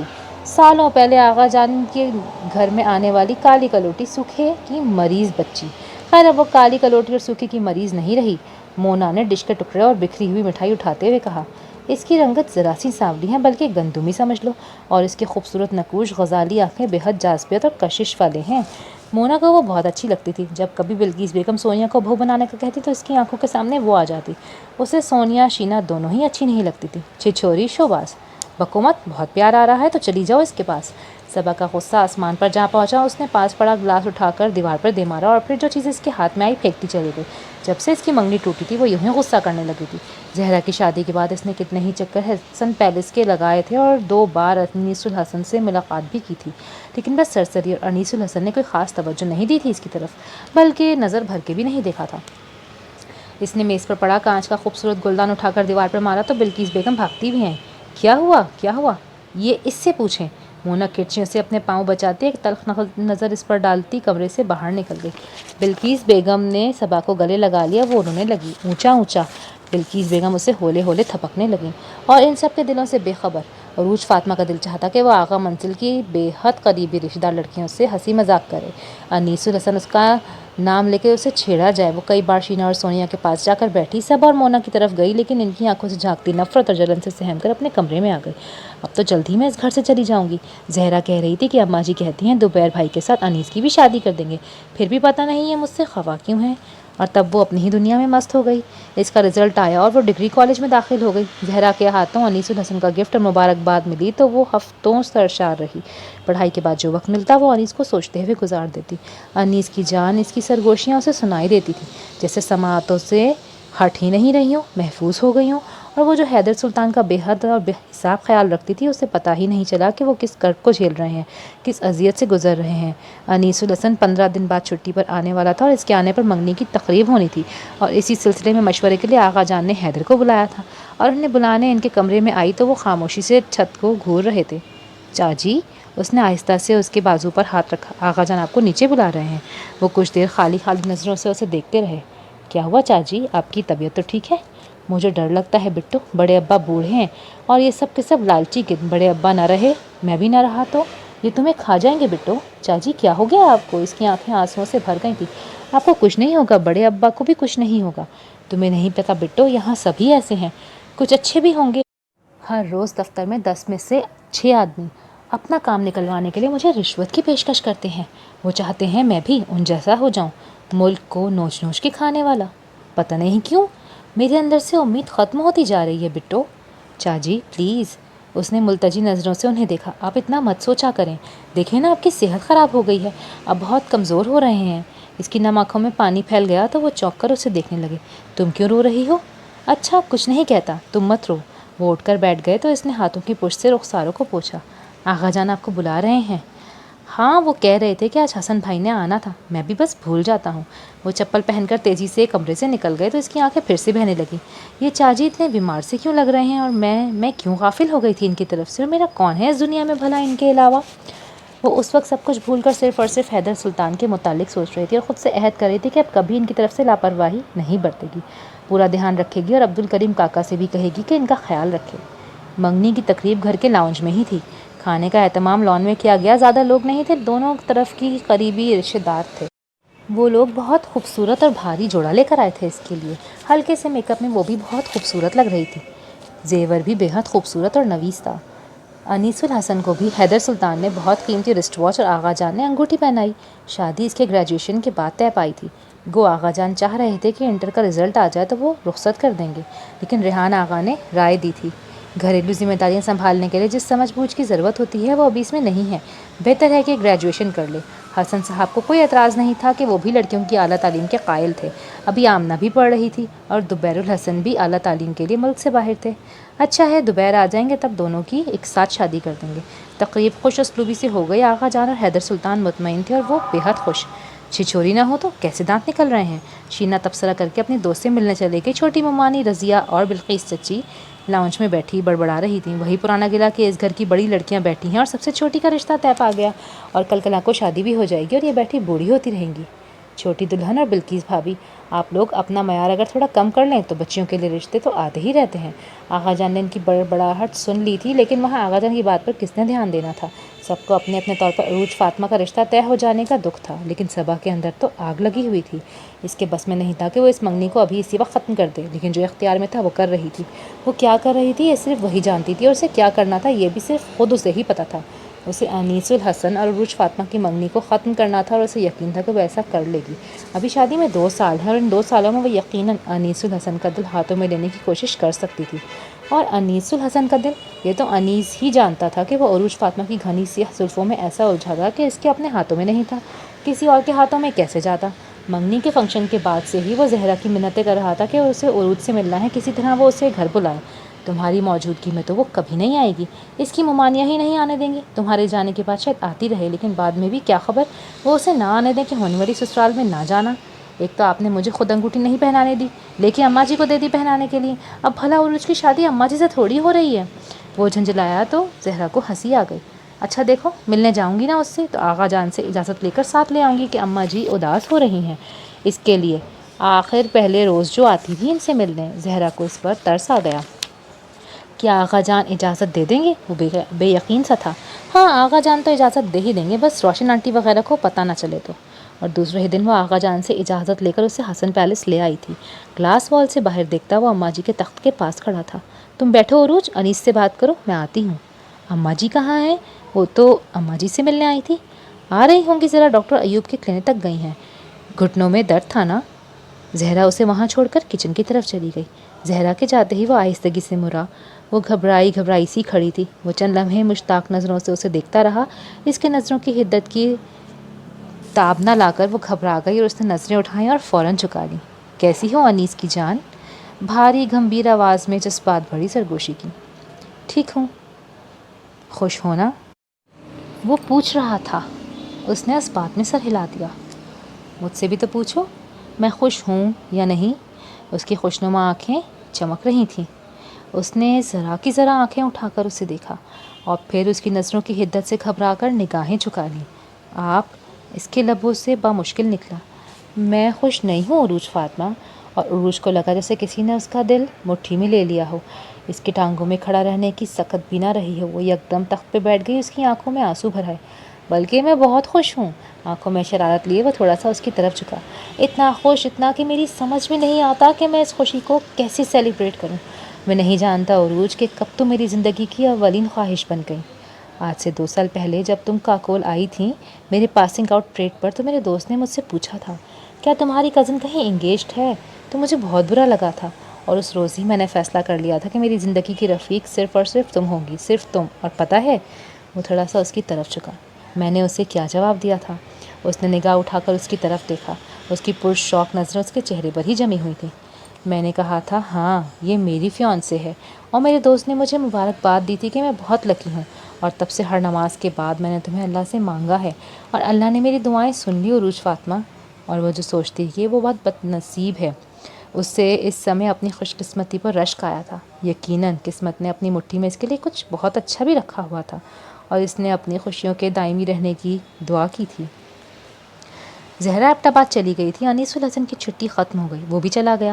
حسن پیلس میں اب صرف اماں جی ہوتی ہیں اور عذرا آنٹی، جو زہرا کی شادی کے بعد زیادہ تر اماں جی کے پاس ہی رہتی تھیں، اور جب انیس الحسن چھٹی پر نہ ہوتا تو وہ ہر روز اماں جی کے پاس آتی، بھلے تھوڑی دیر کے لیے ہی صحیح، اور اب بھی کچھ دیر گلاس وال سے ناک ٹکا کر باہر کی منظر دیکھتی، عذرا آنٹی سے باتیں کرتی، انیس الحسن کی چھٹی کا انتظار کرتی۔ لیکن جب وہ چھٹی پر گھر آتا تو وہ حسن پیلس نہیں آتی تھی۔ اسے روشن مامی، رضیہ مامی کی باتوں سے ڈر لگتا تھا، لیکن وہ صبح سویرے اٹھ کر بالکنی میں آتی تو کچھ تو دیر تک وہ اپنی بالکنی میں آتا، اور کبھی اس سے پہلے بھی موجود ہوتا۔ سنو، جب میں یہاں ہوتا ہوں تو صبح صبح بالکنی میں آ جایا کرو، میں اپنی صبح کا آغاز تمہیں دیکھ کر کرنا چاہتا ہوں، اس امید کے ساتھ کہ میرے آنے والی تمام صبح کا آغاز تمہارا چہرہ دیکھ کر ہوا کرے گا۔ اس نے کہا تھا۔ زندگی یکدم ہی کتنی بے تحاشا خوبصورت ہو گئی تھی۔ انیس الحسن کو سوچنا، اس کے تصور میں گم رہنا اسے اچھا لگنے لگا تھا۔ ایسے میں حیدر سلطان کا کلیم منظور ہو گیا، اور وہاں کی حویلی کے بدلے میں انہیں گجرات میں ایک محل نما حویلی مل گئی، اور زرعی زمین اور باغات کے بدلے میں کچھ زمین تو مل گئی تھی، کچھ ابھی ملنی تھی۔ اور جب وہ یہ سب آغا جان کو بتا رہے تھے تو ریحان آغا نے جو چند منٹ پہلے ہی آغا جان کے کمرے میں آئے تھے، بہت حیرت سے ان کی باتیں سنی۔ وہ یہ تو جانتے تھے کہ سلطان آغا نے وہاں کچھ زرعی زمین اور حویلی خرید رکھی تھی، لیکن انہیں یہ علم نہیں تھا کہ ان کی اتنی زیادہ پراپرٹی ہوگی۔ اور اس روز ریحان آغا نے خلاف معمول حیدر سلطان سے بڑی دیر تک باتیں کی تھیں، یوں ہی ادھر ادھر کی۔ سلطان آغا کی، دادا جی کی، اور حیدر سلطان ان کے اتنے سے التفات پر ہی خوش ہو گئے، اور پھر وہ ریحان آغا آغا جان کو اور اسے حویلی دکھانے لے گئے۔ حویلی کیا تھی، پورا محل تھا۔ یہ سب کچھ میں تمہارے نام کر رہا ہوں بٹو، لیکن میں کیا کروں گی؟ وہ بوکھلا گئی۔ آج سے 10 سال بعد یہ کروڑوں کی ہوگی، تب تم اسے فروخت کر دینا۔ یہ مشورہ ریحان آغا کا تھا۔ کئی ایکڑ پر پھیلی یہ حویلی دیکھ کر ریحان آغا کی آنکھیں کھل گئی تھیں۔ حویلی کے بڑے سے احاطے میں کچھ لوگوں نے جھگیاں ڈال رکھی تھیں۔ حیدر سلطان نے انہیں وہاں رہنے کی اجازت دے دی تھی، گو ریحان آغا نے اس پر مخالفت کی تھی۔ غریب لوگ ہیں چچا جان، پڑے رہیں، ہم نے کون سا یہاں آ کر رہنا ہے؟ پھر وکیل صاحب نے ایک چوکیدار کا انتظام کر دیا ہے، قابل اعتبار آدمی ہے، فیملی کے ساتھ رہے گا اور دیکھ بھال بھی کرے گا۔ آغا جان نے بھی ان کی تائید کی، اور عروج فاطمہ حیران ہوتی تھی کہ چھوٹے داجی اب اکثر اوپر ان کے پاس آ جاتے تھے، اور اسے بہت اچھا لگتا تھا جب وہ اوپر آ کر اس کا اور حیدر سلطان کا حال پوچھتے اور ماضی کی چھوٹی چھوٹی یادیں ان سے شیئر کرتے۔ سلطان آغا کی، ابا میاں کی، امو جان کی باتیں سننا اسے بہت اچھا لگتا تھا۔ وقت تیزی سے گزرتا گیا، اسے پتہ بھی نہیں چلا، اور 2 سال بیت گئے۔ ان 2 سالوں میں کئی بار انیس الحسن چھٹی پر آیا، اور صبح سویرے کی پہلی کرن کا دونوں نے ایک ساتھ اپنے اپنے کمروں کی بالکنی میں کھڑے ہو کر استقبال کیا۔ انیس الحسن کا بہت دل چاہتا تھا کہ جب وہ چھٹی پر آئے تو کم از کم ایک بار ہی وہ آمنے سامنے بیٹھ کر حال دل کہے۔ زہرا جب آتی تو انیس الحسن کی بے چینیوں، بے تابیوں کے متعلق اسے بتاتی، لیکن وہ شدید خواہش کے باوجود بھی انیس الحسن سے مل نہیں پاتی تھی۔ کہ روشن آرا نے اسے صاف صاف کہہ دیا تھا کہ یہ شریف گھروں کے طور طریقے نہیں کہ لڑکیاں اپنے منگیتروں سے ملنے بھاگی بھاگی سسرال جائیں، اور صبا تو انیس الحسن کی آمد سے پہلے ہی گھر بھر میں اس کی آمد کی خبر پھیلا دیتی تھی، اور زہرا اس کی مجبوریاں سمجھتی تھی۔ ان سے کہیے گا آپی وہ ناراض نہ ہو۔ پگلی، وہ بھلا کیوں ناراض ہوگا؟ اور اس کی نم پلکوں کو دیکھ کر اسے گلے لگا لیتی۔ بس جس دن تمہارا آخری پیپر ہوگا نا، اسی روز میں آ جاؤں گی ایبٹ آباد سے، اور پھر تمہارے آغا جان سے شادی کی تاریخ لے لیں گے۔ اور ایسا ہی ہوا۔ جس روز اس کا آخری پیپر تھا اسی روز زہرا ایبٹ آباد سے آ گئی، اور دوبیر الحسن اور انیس الحسن کی شادی کی تیاری کے لیے۔ دوبیر اور انیس کی چھٹی کے حساب سے شادی 3 ماہ بعد ہونا طے پائی، لیکن دونوں شادیوں کی تیاریاں کرنی تھی، اور آغا جان نے عروج کے لیے سب کچھ خریدنے کا بوجھ بھی زہرا پر ہی ڈال دیا تھا، اور آغا منزل کی کسی خاتون کو بھی اس کی شادی سے کوئی دلچسپی ہی نہیں تھی۔ جیسے رشتہ خود طے کر لیا، منگنی کر لی، شادی کی بھی خود ہی تیاری کر لیں، یہ روشن آرا کا خیال تھا۔ سو زہرا صبح ہی صبح عروج فاطمہ کو ساتھ لے جاتی، جویلری، کپڑے، سب کچھ عروج کی پسند سے خریدا جا رہا تھا، اور آغا منزل کی لڑکیاں جل جل کر خاک ہوئی جا رہی تھیں، خاص طور پر صبا ریحان آغا، جس کی انیس الحسن کو پھنسانے کی ہر کوشش ناکام ہوئی تھی۔ وہ ان 2 سالوں میں جتنی بار بھی چھٹی پر آیا، صبا بلا ناغہ حسن پیلس گئی، لیکن انیس الحسن نے اسے اتنا ہی پروٹوکول دیا جتنا اپنے ہونے والی بیوی کے کسی رشتہ دار کو دیا جا سکتا تھا۔ اس نے کبھی نگاہ اٹھا کر صبا کو دیکھا بھی نہیں تھا کہ اس کی نگاہوں میں تو صرف عروج فاطمہ ہی بستی تھی، اور جب سے زہرا حسن پیلس آئی تھی، وہ ہر روز زہرا کو ایک خط لکھتا جو زہرا کو دے دیتا، لیکن آدھے سے زیادہ عروج کے لیے ہوتا۔ زہرا خط پڑھتی جاتی اور مسکرا مسکرا کر اسے دیکھتی جاتی۔ کبھی وہ لکھتا، زہرا آپی، آدمی کے دل میں یہ چاہت کہاں سے آبستی ہے، ٹھہر جاتی ہے، ٹھہری رہتی ہے، اور اس کی رگوں میں، اس کے خون میں، اس کی سانسوں میں رچ بس جاتی ہے۔ اور آپی، کیا اس دل میں بھی یہ چاہت ایسے ہی بسیرا کرتی ہے جس کی چاہت میں ایک بندہ دیوانہ ہو رہا ہو؟ اور زہرا جواب میں لکھتی، یہ کیسے ممکن ہے انیس الحسن کہ اس دوسرے پر چاہت کا اثر نہ ہو؟ ارے پگلے، تمہیں نہیں پتہ، عشق اول در دل معشوق پیدا می شود۔ کبھی لکھتا، آپ کو پتہ ہے نا زہرا آپی کہ رفاقت وہی اچھی ہوتی ہے جس میں دونوں فریق ایک دوسرے کے جذبات کی قدر کریں۔ مجھے کون بتائے گا کہ وہ انیس جان میرے جذبات کی قدر کرتا ہے کہ نہیں؟ کوئی کیسے جان سکتا ہے کہ وہ جو ہمارے دل میں ہے، کیا ہم بھی اس کے دل میں ہیں؟ اور عروج فاطمہ کا دل چاہتا کہ وہ چیخ چیخ کر کہے، ہواؤں کے ہاتھوں سے پیغام بھیجے کہ وہ بھی اس کے دل میں بستا ہے، چاند سے کہے، ستاروں سے کہے کہ وہ اس کا پیغام اسے پہنچا دے، اور وہ مدھم مسکراہٹ لبوں پر سجائے زہرا کی طرف چمکتی آنکھوں سے دیکھتی تو زہرا کے لبوں پر بھی مسکراہٹ بکھر جاتی۔ بے فکر رہو عروج، تمہارے دل کی ترجمانی کرنے میں میرا قلم بخل سے کام نہیں لے گا۔ اور کبھی وہ لکھتا، آج صبح جب سورج کی کرنیں ہمارے میس کی کھڑکیوں سے اندر آئیں تو میرا جی چاہا کاش میں سورج کی ایک کرن ہوتا، اور رنگین شیشوں کے عکس کسی کی دیوار پر بناتا، اور کوئی بہت شوق اور دلچسپی سے مجھے دیکھتا۔ میرا بھائی تو شاعر ہو گیا ہے۔ زہرا ہنستی، اور وہ اس کے لکھے گئے لفظوں کو کسی خزانے کی طرح دل میں چھپائے پھرتی، اور محبت کی خوشبو اسے مست رکھتی۔ ایک بار پھر اس کا دھیان حیدر سلطان کی طرف سے ہٹ گیا تھا۔ وہ شادی کی شاپنگ اور انیس الحسن کے خیالوں میں گم حیدر سلطان کی طرف سے لاپرواہ ہو گئی تھی۔ اس روز سے شاپنگ کے لیے نہیں جانا تھا، اور وہ حسن پیلس بھی نہیں گئی، اور حیدر سلطان کو گھر میں دیکھ کر اس سے پوچھا، آپ نے دفتر نہیں جانا چاچی؟ نہیں، وہ بہت افسردہ ہوئے، میں نے جاب چھوڑ دی ہے۔ کیوں؟ آپ دفتر جاتے تھے تو دل بہلا رہتا تھا۔ نہیں، دل جلتا تھا، بہلتا نہیں تھا۔ میں وہ نہیں کر سکتا جو وہ مجھ سے کروانا چاہتے ہیں۔ کیا تھا اگر تب ابا جان تمہیں گولی مار دیتے تو آج میرے لیے مرنا آسان ہوتا۔ میں جینا نہیں چاہتا بٹو، اور تم مجھے مرنے نہیں دیتی۔ میں مر گیا تو تم اکیلی رہ جاؤ گی، تمہیں پتہ ہے نا۔ ان کا لہجہ سرگوشی جیسا ہو گیا تھا۔ یہاں سب ہمارے دشمن ہیں، تمہارے اور میرے۔ چاچی، کیا ہوا ہے؟ آپ کی طبیعت تو ٹھیک ہے نا؟ کسی نے کچھ کہا ہے کیا؟ وہ گھبرا گئی۔ میں تو ٹھیک ہوں، لیکن یہ ٹھیک نہیں ہے بٹو۔ یہ بے خیرت، بے ضمیر، بے حمیت لوگ نوش نوش کر اس ملک کو کھا رہے ہیں، کھائے جاتے ہیں، اور سرحد پار بیٹھا دشمن ہم پر ہنستا ہے۔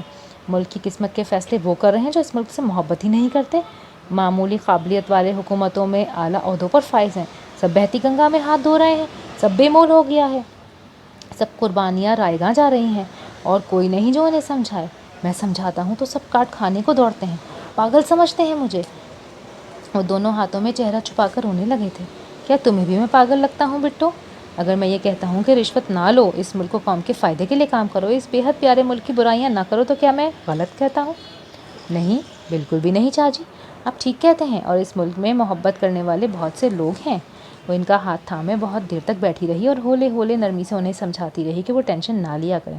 اگر کچھ برے لوگ ہیں تو بہت سارے اچھے بھی تو ہیں۔ پر یہ اچھے لوگ مجھے کیوں نہیں ملتے بٹو؟ انہوں نے بے بسی سے اسے دیکھا۔ مجھے تو جو بھی ملتا ہے وہ بے ضمیر ہی ہوتا ہے، غدار، ان کی آنکھوں سے سرخی چھلکنے لگی۔ اس نے ہولے سے ان کا ہاتھ دبایا اور مسکرا کر انہیں تسلی دی، پھر عبدالکریم کاکا سے کہہ کر دودھ گرم کروا کے دودھ کے ساتھ انہیں نیند کی گولی دی کہ عبدالکریم نے اسے بتایا تھا کہ وہ کئی راتوں سے ساری رات ٹیرس پر ٹہلتے رہتے ہیں اور سوتے نہیں ہیں۔ وہ ان سے ادھر ادھر کی باتیں کرتی رہی اور جب وہ سو گئے تو ایک بار پھر خود کو ڈپٹا کہ وہ اپنی خوشیوں کے چکر میں انہیں کیوں نظر انداز کر دیتی ہے۔ وہ کچھ دیر عبدالکریم سے ان کے متعلق باتیں کرتی رہی، پھر کچھ سوچ کر فرحان آقا کے پاس چلی آئی۔ چاچی ٹھیک نہیں ہے آقا جان، وہ ذہنی طور پر بہت ڈسٹرب ہیں۔ عبدالکریم کاکا کہتے ہیں وہ رات بھر سوتے بھی نہیں۔ پلیز آقا جان آپ انہیں ڈاکٹر کے پاس لے چلیں، میں انہیں کھونا نہیں چاہتی۔ میں حیدر کو دیکھ رہا ہوں، اس کی باتیں بھی سنتا ہوں اور اس کی ذہنی حالت کا ادراک بھی ہے مجھے۔ حیدر سلطان علی گڑھ کے ان طلباء میں سے تھا جنہیں تحریک پاکستان کے لیے بہت کام کیا، گاؤں گاؤں گھر گھر جا کر لوگوں کا شعور بیدار کیا۔ اگر ان کا اپنا وطن الگ نہ ہوا تو وہ ایک غلام قوم بن کر رہ جائیں گے۔ اس نے اس وطن کے متعلق بہت خواب دیکھے تھے اور اب جب اسے اپنے خوابوں کی تعبیر نظر نہیں آتی تو اس کے اندر ٹوٹ پھوٹ شروع ہو جاتی ہے، اور یہ سارے حساس لوگوں کا مسئلہ ہے۔ جب زندگی انہیں ان کے خوابوں کے برعکس نظر آتی ہے تو وہ ٹوٹ پھوٹ کا شکار ہو جاتے ہیں۔ تو اب کیا ہوگا آقا جان؟ چاچی ٹھیک تو ہو جائیں گے نا؟ انشاءاللہ۔ انہوں نے تسلی دیتی نگاہوں سے اسے دیکھا۔ میں پہلے ہی ڈاکٹر گیلانی سے رابطے میں ہوں، کل کا ٹائم دیا ہے انہوں نے، حیدر کو لے کر جاؤں گا۔ لیکن پریشانی والی کوئی بات نہیں ہے، بس ڈپریشن ہے، تم اس لیے نہیں بتایا میں نے کہ خواہ مخواہ تم پریشان ہو جاؤ گی۔ پریشان تو وہ ہو گئی تھی اور اپنا سارا وقت ان کے ساتھ گزارنے لگی۔ وہ انہیں بولنے پر اکساتی تاکہ ان کی دل کی بھڑاس نکل جائے اور وہ بولتے چلے جاتے۔ ان دنوں حیدر سلطان بہت بولنے لگے تھے، اتنا کہ کبھی کبھی اس کا دل چاہتا کہ وہ ان سے کہے کہ وہ چپ کر جائیں اور ملک کو چلنے دے جیسے چل رہا ہے، اس کا غم نہ کھائیں۔ اس کا جی چاہتا تھا کہ وہ بس چپ بیٹھی انیس الحسن کو سوچتی رہے، اس کے لکھے لفظوں کی مہک سے مست ہوتی رہے، لیکن وہ حیدر سلطان تھے، اس کے چاچی، اس کے اپنے، اور وہ سر جھٹک کر انیس الحسن کا خیال ذہن سے نکال کر ان کی طرف متوجہ ہو جاتی تھی۔ اس روز وہ 2 روز بعد حسن پیلس جانے کے لیے نیچے اتری کہ زہرا نے پیغام بھیجا تھا کہ ولیمے کا ڈریس تیار ہو کر آ گیا ہے، ایک بار آ کر چیک کر لے فٹنگ وغیرہ صحیح ہے یا نہیں۔ جو چھوٹی موٹی شاپنگ رہ گئی ہے وہ بھی آج کرنی تھی، تو بہتر ہے کہ پھر دوبیر الحسن اور انیس الحسن آ جائیں گے تو وہ گھر سے نکلنا مشکل ہو جائے گا۔ ہمیشہ کی طرح وہ آقا جان سے اجازت لینے آئی تو وہ کچھ چپ سے ہو گئے تھے۔ انہیں خاموش پا کر اس نے اپنی بات دہرائی، بیٹا تم جب بھی جاتی ہو ادھر روشن بہو اور رضیہ بہو بہت بولتی ہیں اور فضول باتیں کرتی ہیں، لیکن آقا جان میں نے انہیں بتایا تو تھا کہ میں زہرا آپی کے ساتھ بری کی تیاری، میں تو کوئی حرج نہیں سمجھتا تھا، اور میں نے خود زہرا سے کہا تھا کہ وہ تمہیں بھی ساتھ لے جایا کرے۔ یہاں تو کسی کو پرواہ ہی نہیں ہے، ایک بار بھی کسی نے نہیں پوچھا بچے کے لیے کپڑا لتا خریدا ہے یا نہیں، فرنیچر اور دوسری چیزوں کے لیے بھی حسن نے منع کر دیا تھا، لیکن خیر میں چیک دے دوں گا۔ وحید اور سعید سے بھی میں نے نقد رقم دینے کو کہا ہے، بعد میں جب تم انیس کے ساتھ جاؤ گی تو اپنی مرضی سے فرنیچر وغیرہ لے کر سیٹ کر لینا۔ وہ اداس ہو گئے تھے۔ کوئی بات نہیں آقا جان، اس نے ان کی بات کاٹی اور مدھم سی مسکراہٹ اس کے لبوں کو چھو گئی۔ زہرا آپی کی پسند بہت اچھی ہے، میں نے بہت اچھے کپڑے پسند کیے ہیں آپ نے۔ ہاں تم نے جو لینا تھا لے لیا نا، مزید رقم تو نہیں چاہیے؟ نہیں آقا جان 10 جوڑے لیے ہیں، اماں جی نے کہا تھا کافی ہیں، بعد میں فیشن کی مناسبت سے بنواتی رہنا۔ 7 جوڑے ادھر کے بھی ہیں، 2 جوڑے جوتی بھی لے لی ہے، کچھ چھوٹی موٹی چیزیں رہ گئی ہیں وہ آج لے لوں گی۔ ٹھیک ہے آج چلی جاؤ، کل میرے ساتھ چلنا، جو زیور وغیرہ لینا ہے لے لیں گے۔ لیکن آقا جان زیور تو ہے میرے پاس، امو جان اور خالدہ اور ادیبہ پھپھو کا سب زیور مدن چچا نے چاچی کو دے دیا تھا۔ چاچی کہتے تھے کہ میں سب زیور لے لوں، لیکن میں نے بس امو جان کے کنگن، چوڑیاں اور ست لڑا لیا ہے، وہ اماں جی نے حسن انکل کو دیا تھا نا، انہوں نے دھلوا کر پالش کروا دیا تھا، باقی کا زیور چاچی کے کام آئے گا۔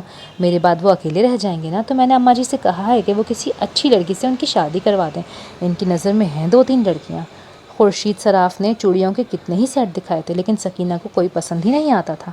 آغا جی بیتی یادوں میں کھوئے ہوئے تھے، پھر کلکتے سے 2 سیٹ بن کر آئے، ایک مینے والی اور ایک سادی۔ سکینہ کو دونوں ہی پسند آئے تھے، میں نے دونوں ہی لے لیے تھے۔ دونوں سیٹ ہی بہت خوبصورت ہیں آغا جان، اماں جان کو بھی بہت پسند آئے ہیں، اس نے کہا تو آغا جان چونک کر اسے دیکھنے لگے۔ ٹھیک ہے تم جاؤ، اب آج ساری شاپنگ مکمل کر لینا، کل تک انیس اور دوبیر آ گئے تو تمہارا جانا مناسب نہیں ہوگا۔ جی آغا جان۔ وہ جانے کے لیے مڑی، لیکن پھر مڑ کر انہیں دیکھا، اسے ان کی آنکھیں بجھی بجھی سی لگیں۔ آپ ٹھیک تو ہیں نا آغا جان؟ مجھے آپ کی طبیعت ٹھیک نہیں لگتی۔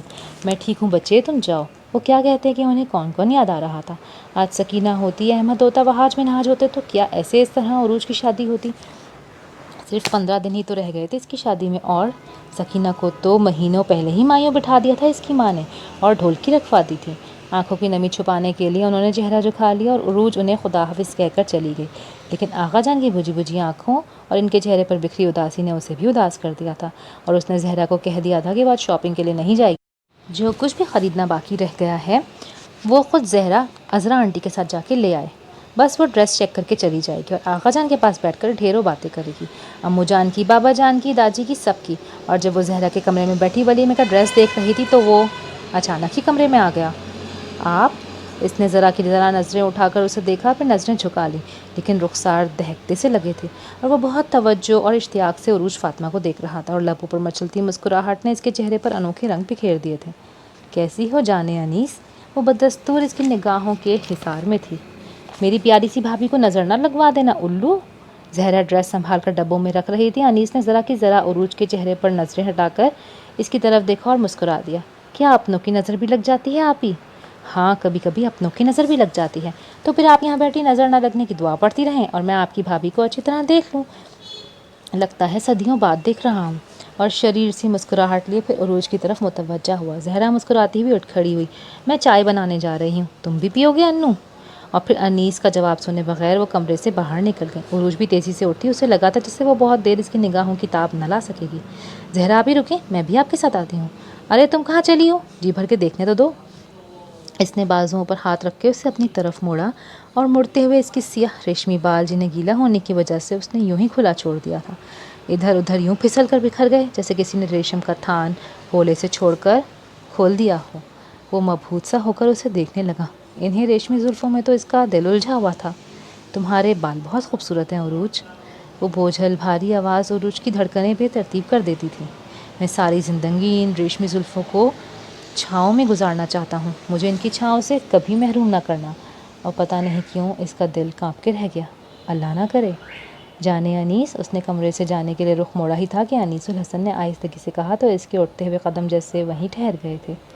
اور عین اسی وقت جب وہ اس کی نگاہوں کی حدت سے پگھلتی جاتی تھی، ریحان آغا فرحان آغا کے سامنے بیٹھے التجا کر رہے تھے۔